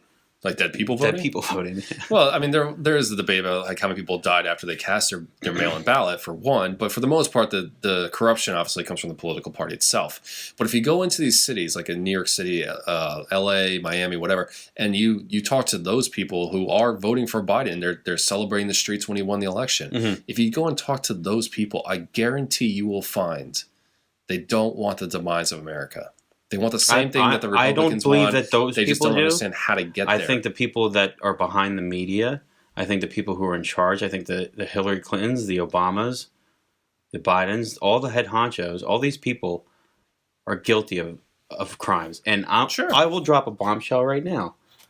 Okay? You're not going to hear about Here we this go. in the news. First, all right. Let's Okay? go. Yeah. I'm not a far right person. I'm not even Republican per se. I believe people change their values. I voted for Obama in 2008. That's your bombshell? That's my bombshell. Dude, I voted for Obama. come on. I mean, but It's not a bombshell. the point I'm trying to make is that each president will basically cause the next president to happen. In so many ways. So I supported Obama, and I realized that he was a fraud, that he was not good for this country. He did a lot of things and he started the divide in this country, this left versus right. It was Political divide started with Obama? how increased it is. Fake news. How increased it is. Come on, man, that's not real. how desperate it is. He encouraged more of it, but not in a, like, I want you to be divided. It was more like he was voted by a base of people that wanted change at the end of the day. That's really what it came down to. That people wanted change from the Bush administration. They didn't want to go to a war with Iraq. They didn't want to see oil be the biggest issue of all time. They didn't trust Bush by the end of it for most people on the left. Mm-hmm. And even the swing voters and the moderates. And at the end of the day, that became a swing to change. Uh-huh. So it's the same thing right now. Do you want to see another Well, term of Trump, or do you want to see change? I don't think it people want has change. anything to do with that. I think a lot of this election has to do with voter security. The first election, Trump exposed the fake news and basically ran with the idea of fake news. I don't think that Trump is Hitler. Do you think people voted for Trump because he said there's fake news? No. Yeah. No. Okay. I'm just saying Yeah. the first election, the main thing you got out of it was fake news. That was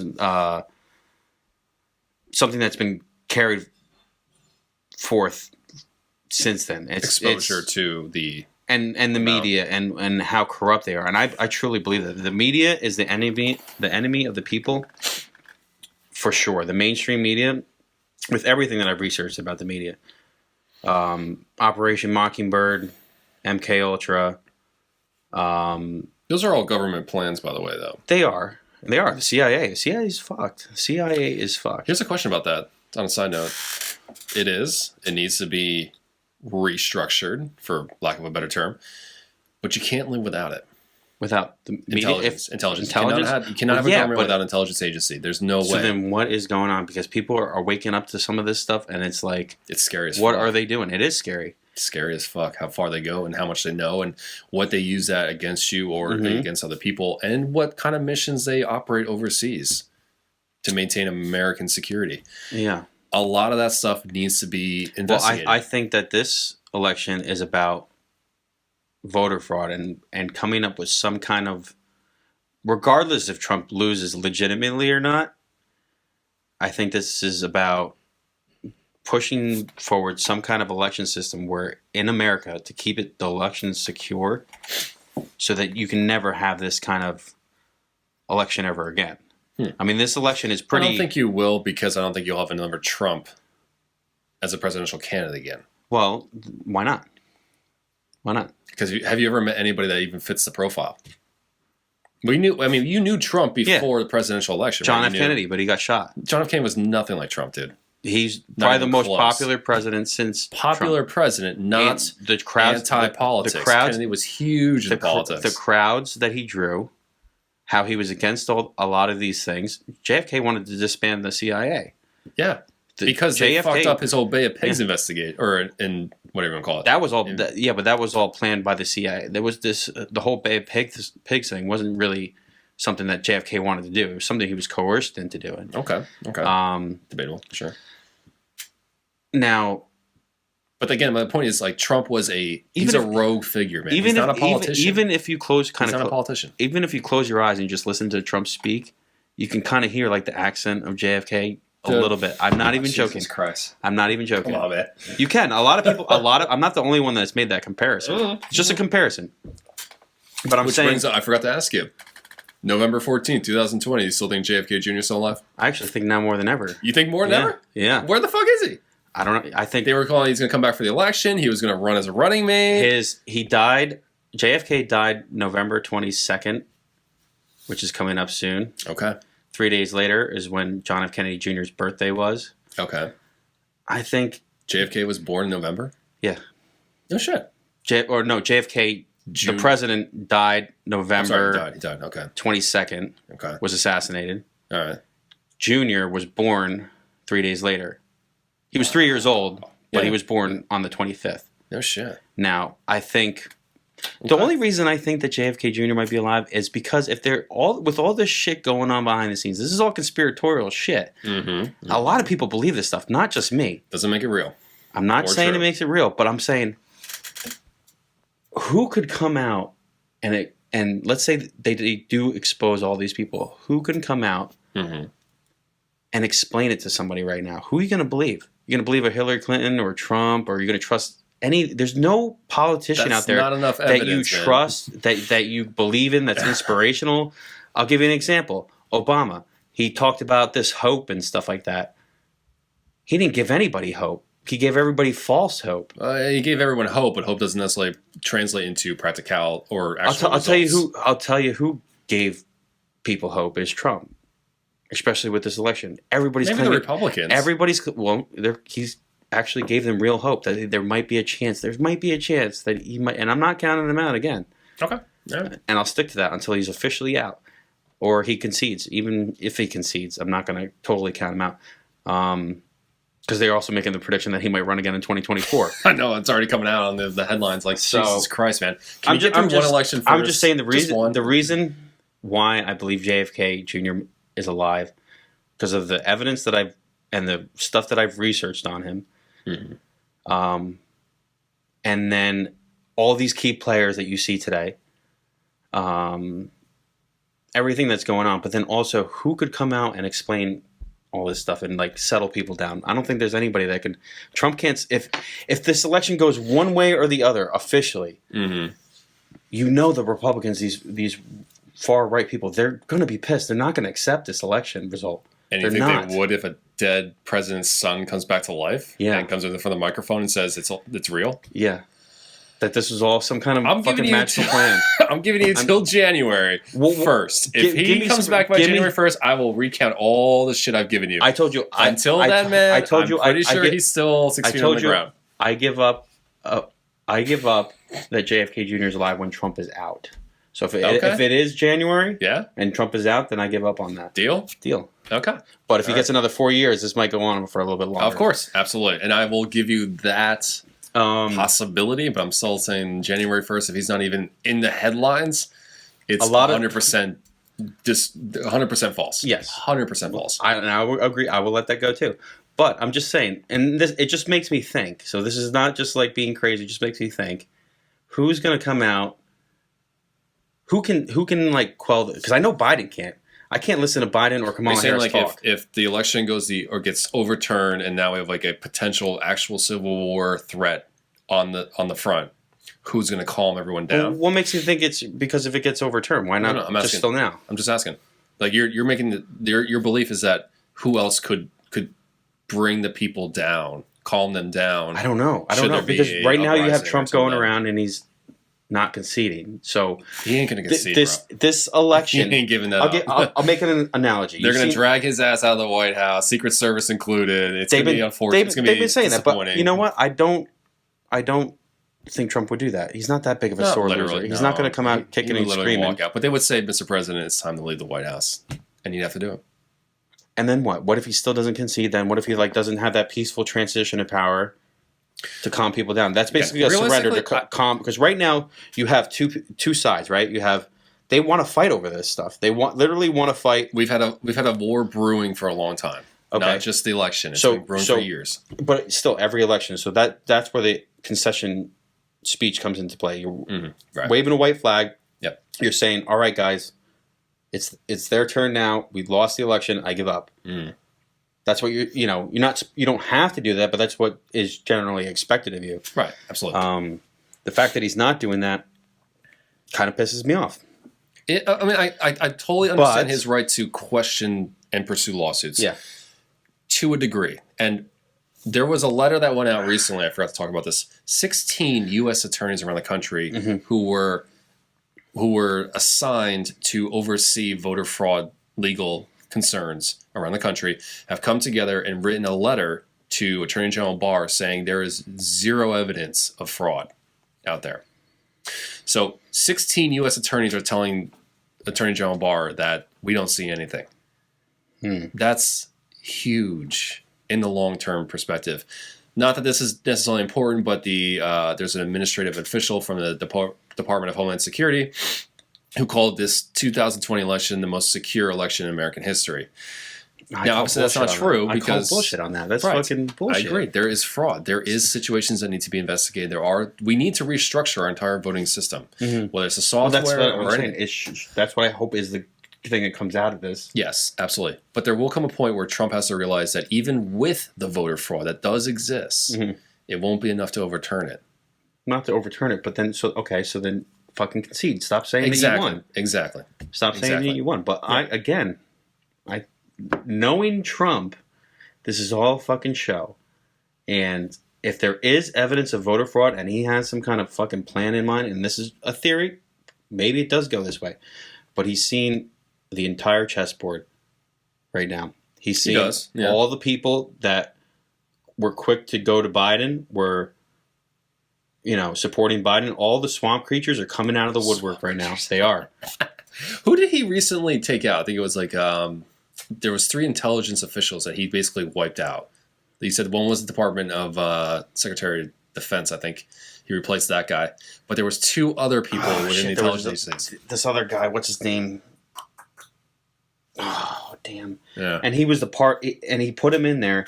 he was part of the whole Russian collusion and exposing the whole Russian collusion narrative. If it wasn't for David Nunes and this other dude, I forget his fucking name. So my question ultimately is, why is he replacing these people right now? I don't know. That's what I'm saying. What's the plan on that? What's the agenda? What's going on, man? From what I've read of this you're seeing a red flag this national security guy. He fired this dude Esper, who was against using the military against the citizens, and this new guy is special forces, and he's open to it. He's open to it or whatever, and maybe he might work with Trump. And then the whole Michael Flynn thing. I think there's a tie between the new National Defense Secretary to Michael Flynn, and the whole Michael Flynn thing is completely fucking bogus. He never should have been convicted. They went after this guy. They lied. They made this shit up against Michael Flynn. No. And he was persecuted.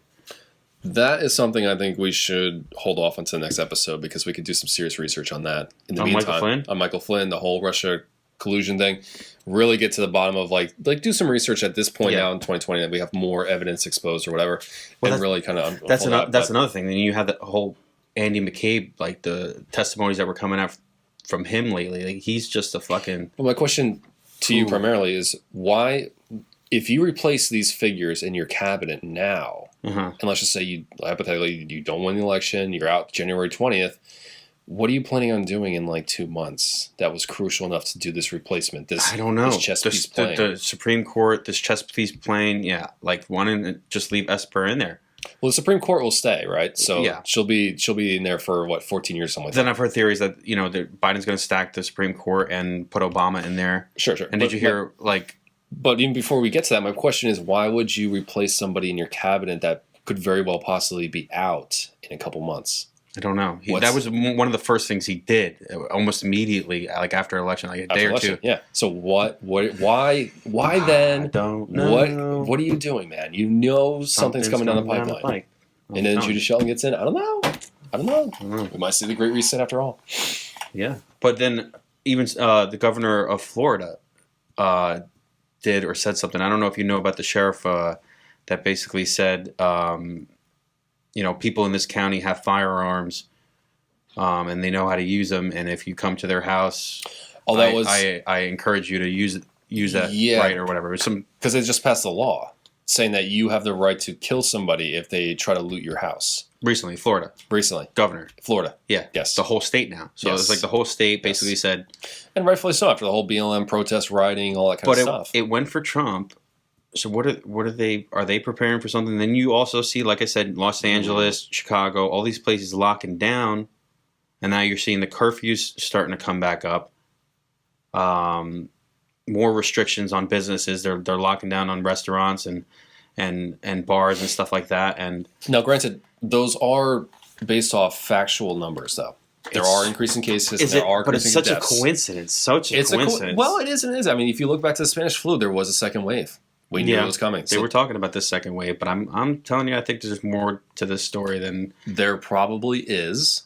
I'm not doubting you. I'm just saying there is factual evidence to back up the scientific reasoning. So then why are they boarding up all the windows and stuff like that? That was for fear of protests, depending on the way the election goes. Okay. So ironically, you could make the case at this point that the contestedness of the election is actually beneficial, because if it was settled on election night, whatever it would have gone either way. Yeah, exactly. I mean, there would have been riots that night. Exactly. I've thought about that. So maybe that is actually somewhat of a good thing, that dragging it out, letting the energy dissipate, allowing both sides to just calm the fuck down. And I don't think it's calming everybody down, though. I think it's giving you time to just take stock, to mentally say, okay, like on a November 3rd, yes, like everyone was heated beyond belief. But now we're at November 14th. I think some people, it gave you a chance. I mean, I'm not saying you're right. It could not happen. People could still be fired up. Shit could still unfold very dramatically. I know Republicans are, and not even just Republicans. I'm going to call them, I'm just going to say Trump supporters. Yeah. Trump supporters are pissed. Well, they're fuming right now.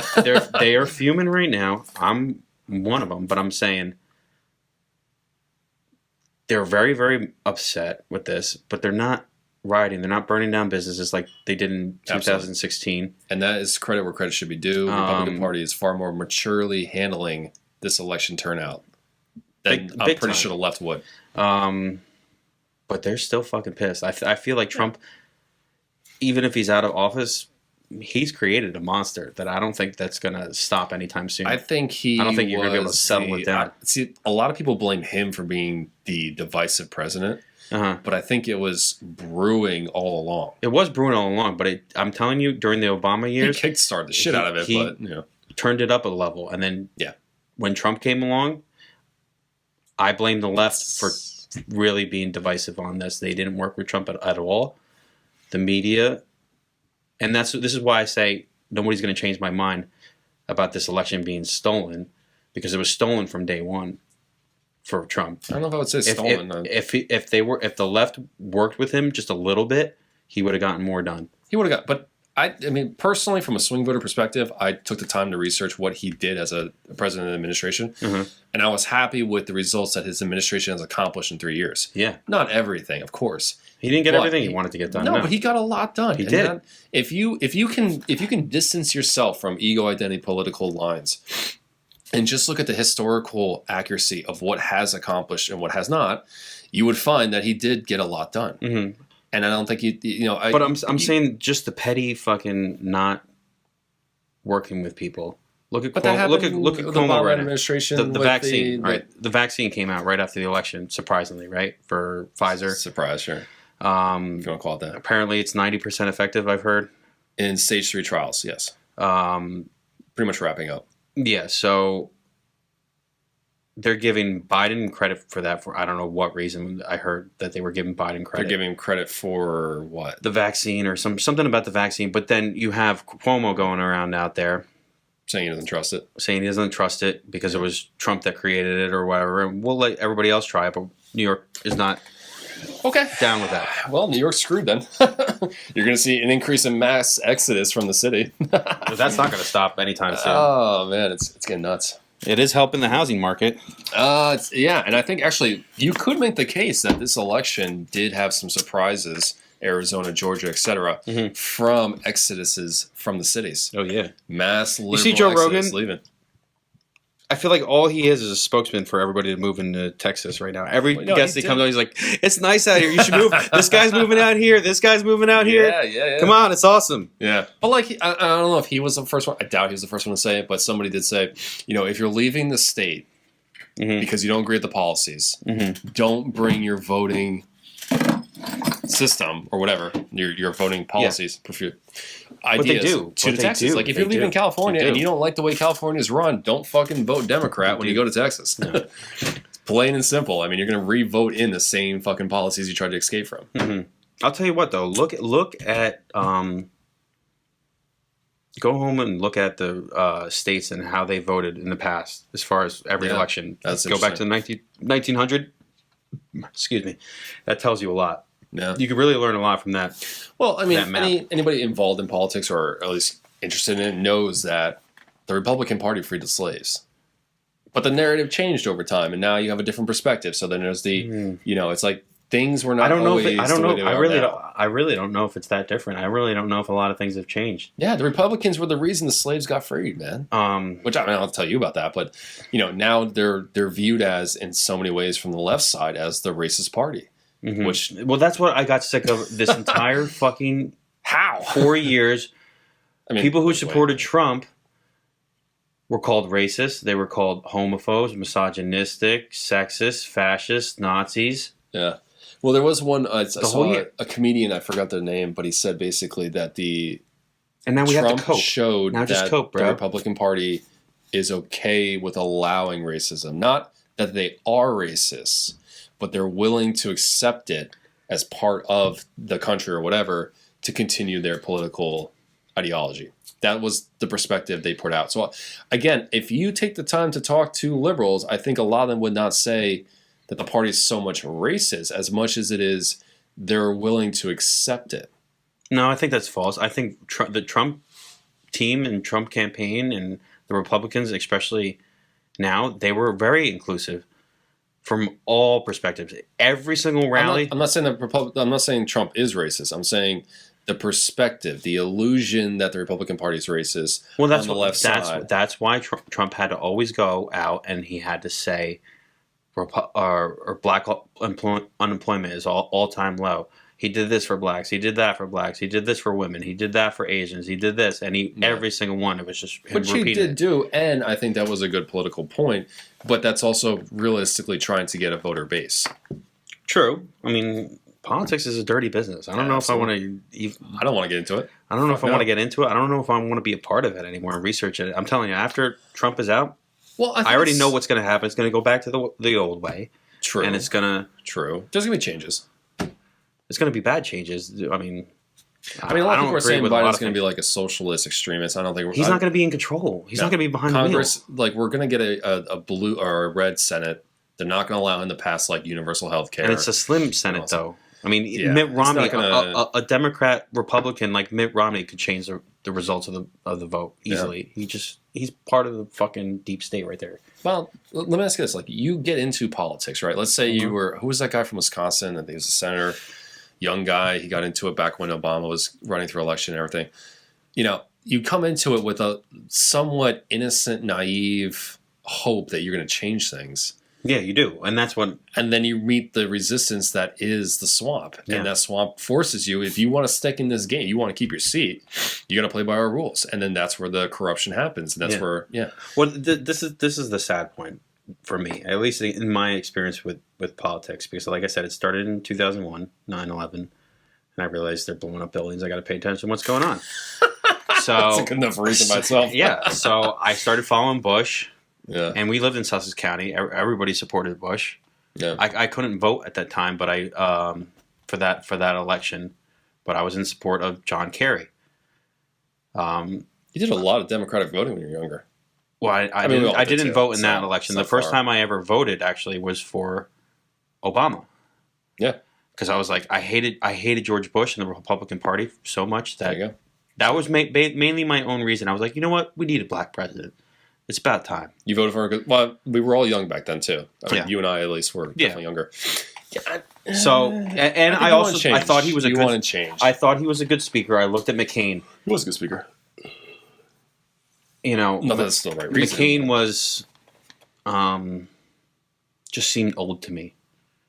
That's basically what it was. I thought he was going to get us into more war, and I didn't want war, and I voted for Obama. Then I realized Obama fucking dropped bombs everywhere. He tried to start World War III. Obama did. He literally tried to start World War III. Tried to start it? Yes, right at the end of the apology tour. Not the apology tour. Right at the end of the administration, when they realized Trump won, he tried starting World War III with North Korea, Russia. He started to do some shit with Russia. You know, that's when all this Russian collusion came out. Was when right at the end, once they realized Trump won. And their whole plan to get Hillary in, because they thought Hillary was going to win, it all changed course. Okay. Halfway through the Obama administration, I supported the dude. And then I was like, he's not really doing that great of a job. Well, see, and then I did the same thing. Like I voted for him for the first term. I wanted change. I wanted all this stuff, you know, anti-Bush or whatever. And same thing, second term, I didn't vote for him. But I didn't see it as he's doing more harm than good. I just thought he wasn't doing anything successful. Like he did, he passed some bills, blah, blah, blah. I don't think, like, when I went to second election process, I didn't see it as like he was making politics better. He wasn't draining the swamp, so to speak. He wasn't bringing about a significant portion of the promises that he initially did, which you come to find out all presidents kind of do at the end of the day. But false promises or promises that can't hold true or whatever. And Trump with draining the swamp, he drained a lot of the swamp. He really did. Counting like not them all. 5 to 8 people. I think the list is a lot more. But McConnell's still in. Pelosi's still in. The CIA director's still in. The FBI director eventually is still in. Those creatures. Well, he did get rid of Comey, who was the Comey, but that was in the investigation. You're right, though. He did get rid of him. He did, but the swamp is so deep. It's like when you cut one head off, another one pops up, and I feel like no man can, as much as you say you want to do it, not one individual. Yeah. But again, I mean, I don't think. Like going into Obama's second term, I just didn't see enough reason to think that his promises or whatever were going to be fulfilled. And also, more importantly, the change was going to happen. It really wasn't, and it was more just kind of like another day in office. You know what? He did good. He did do some good things, but it wasn't dramatic enough to make a big difference compared to what we thought he was when we first. I don't really know anything that Obama actually did good during his 8 years in office. It was so if the Affordable Care Act, which was like the first thing that he basically hit the ground running with, if you can call that good. But so I don't really see anything else that he did. The bailout system that he proposed or put through did actually save the economy back then. Now I know it's debated in many ways, and long term, it's horrendous. But when it happened, you needed that bailout to happen. You needed the banks to survive. Because if we lost our banking system back then, now is a different story because we're kind of like conditioned enough to understand it. Back then, it was such a huge shock, and so many pension plans and 401ks and all that kind of stuff would have just been erased. Not to mention the fact that we would have probably had a Great Depression to follow through. That's important. It's not so much did you improve, even though it did, but it's how much did you prevent? I think that was probably my turning point, because that was when I realized they should have just let them fail. They should have just... But again, had you done that... It's going to happen anyway. It's going to happen right now. Look at where we're in right now. Right, but now it's a completely different setting. Now it's like, I feel now like... we're like, oh yeah, well, it's going to happen. Okay, whatever, we're ready for it, blah, blah. Back then, it would have been like shock and awe. What do you make of like the stock market going up and everything? It's almost at like 30,000. It's still kind of like holding with everything going on. You can't beat the basic saying, man. Wall Street's not the economy, and the economy is not Wall Street. They're two separate entities. I know they're two separate entities, but I mean, do you foresee it fucking taking a big hit soon? The only thing I could see... Or do you think Biden's going to get in and then it's going to keep going and it's going to stay up? Or is it going to go down and then they're going to blame it on Trump? Because, well, because Trump did this, that's why the economy is the way it is, and that's why the stock market is. I was handed it. Yeah. It was handed to me. You know what I mean? It was handed to me. I see what you're saying. I think politicians will definitely spin it, but at the end of the day, I think you got to understand that Wall Street wants one thing and one thing only, gains. So they will find any excuse in the book to make gains. Yeah, but they just make it up. But I feel like they just make this stuff up as they go along. Oh, absolutely. The biggest fear for this election was contested. Where are we? Contested. I mean, depending on how you look at it, for at least a week, if you look at like the election day, the day after, all the way up until the weekend, market was up. It gained. Yeah. And there was no clear victory in sight at that time. I wish it was, honestly. I wish it would just went in Biden's favor in a landslide that night, called that night, instead of like, you ever see Saving Private Ryan? You know that scene where he goes up the stairs and then the one German's in the one room and he finds the other and he stabs him like really slowly and he's just slow. This is exactly how it fucking feels. That's a good analogy. Yes, but like I said before, I think there is the silver lining is that it's giving everybody a chance to accept what is happening, as opposed to the cold turkey, like blunt to the face. I agree. Yeah, everything's. I've thought about that. I thought about that thoroughly. I do think that there are still options for Trump to stay in place because. But even that hope is slowly like bringing. It's like a stage. And then this is like the other thing too, because Trump. With the theory of him saying, well, if he loses the election and he's going to run in 2024, I don't think he's going to. He ain't coming back. No. He ain't coming back. Not at 74, so that's 4 years, 78. I mean. I think he would still have more vitality than Joe Biden has right now. He would. I saw. I'm not down that for a second. I'm really scared. I'm really scared of Joe Biden being in being in the White House, because even one of the most recent conferences he did, first of all, I think Attorney Barr, Trump, and Joe Biden, and I think somebody else, they're like on vacation right now, right? Well, they were golfing or some shit, but I think they're back from that. No, well, they were Trump was golfing when Joe Biden like announced that he won. I think they're on like vacation for like a week or two right now, but like all of them. I wouldn't be surprised. Take your victory lap or whatever. The point I was trying to make is, what was the point I was trying to make? Oh yeah. Speaking of forgetting things, Joe Biden. So he was on the stage, at a recent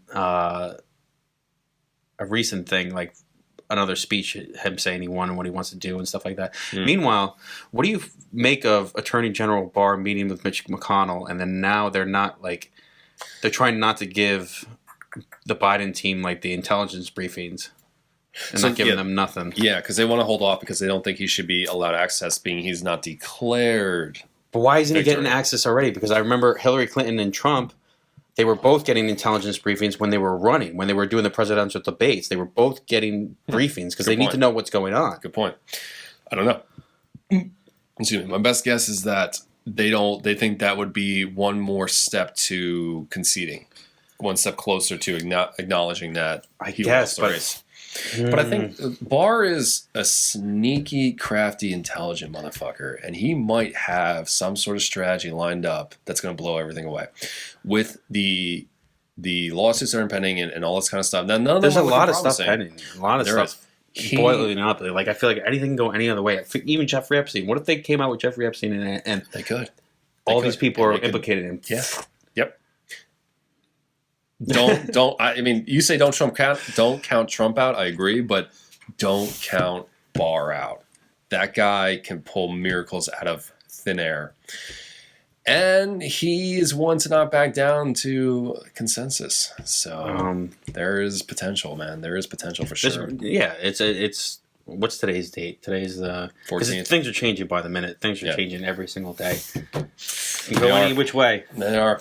So on that note, I think we should wrap this one up. Yep. It's a good time. Good talks. A lot of stuff to talk about. A lot of stuff to get off my chest. And yeah, you feeling better now? No. Okay. Well, man, if you want to go have a beer later, I'm all for it. Well, I'll see you later tonight. All right, guys, thanks for checking us out. This is episode 8 of the Red Night Sky podcast, and we'll see you next time. Like and subscribe.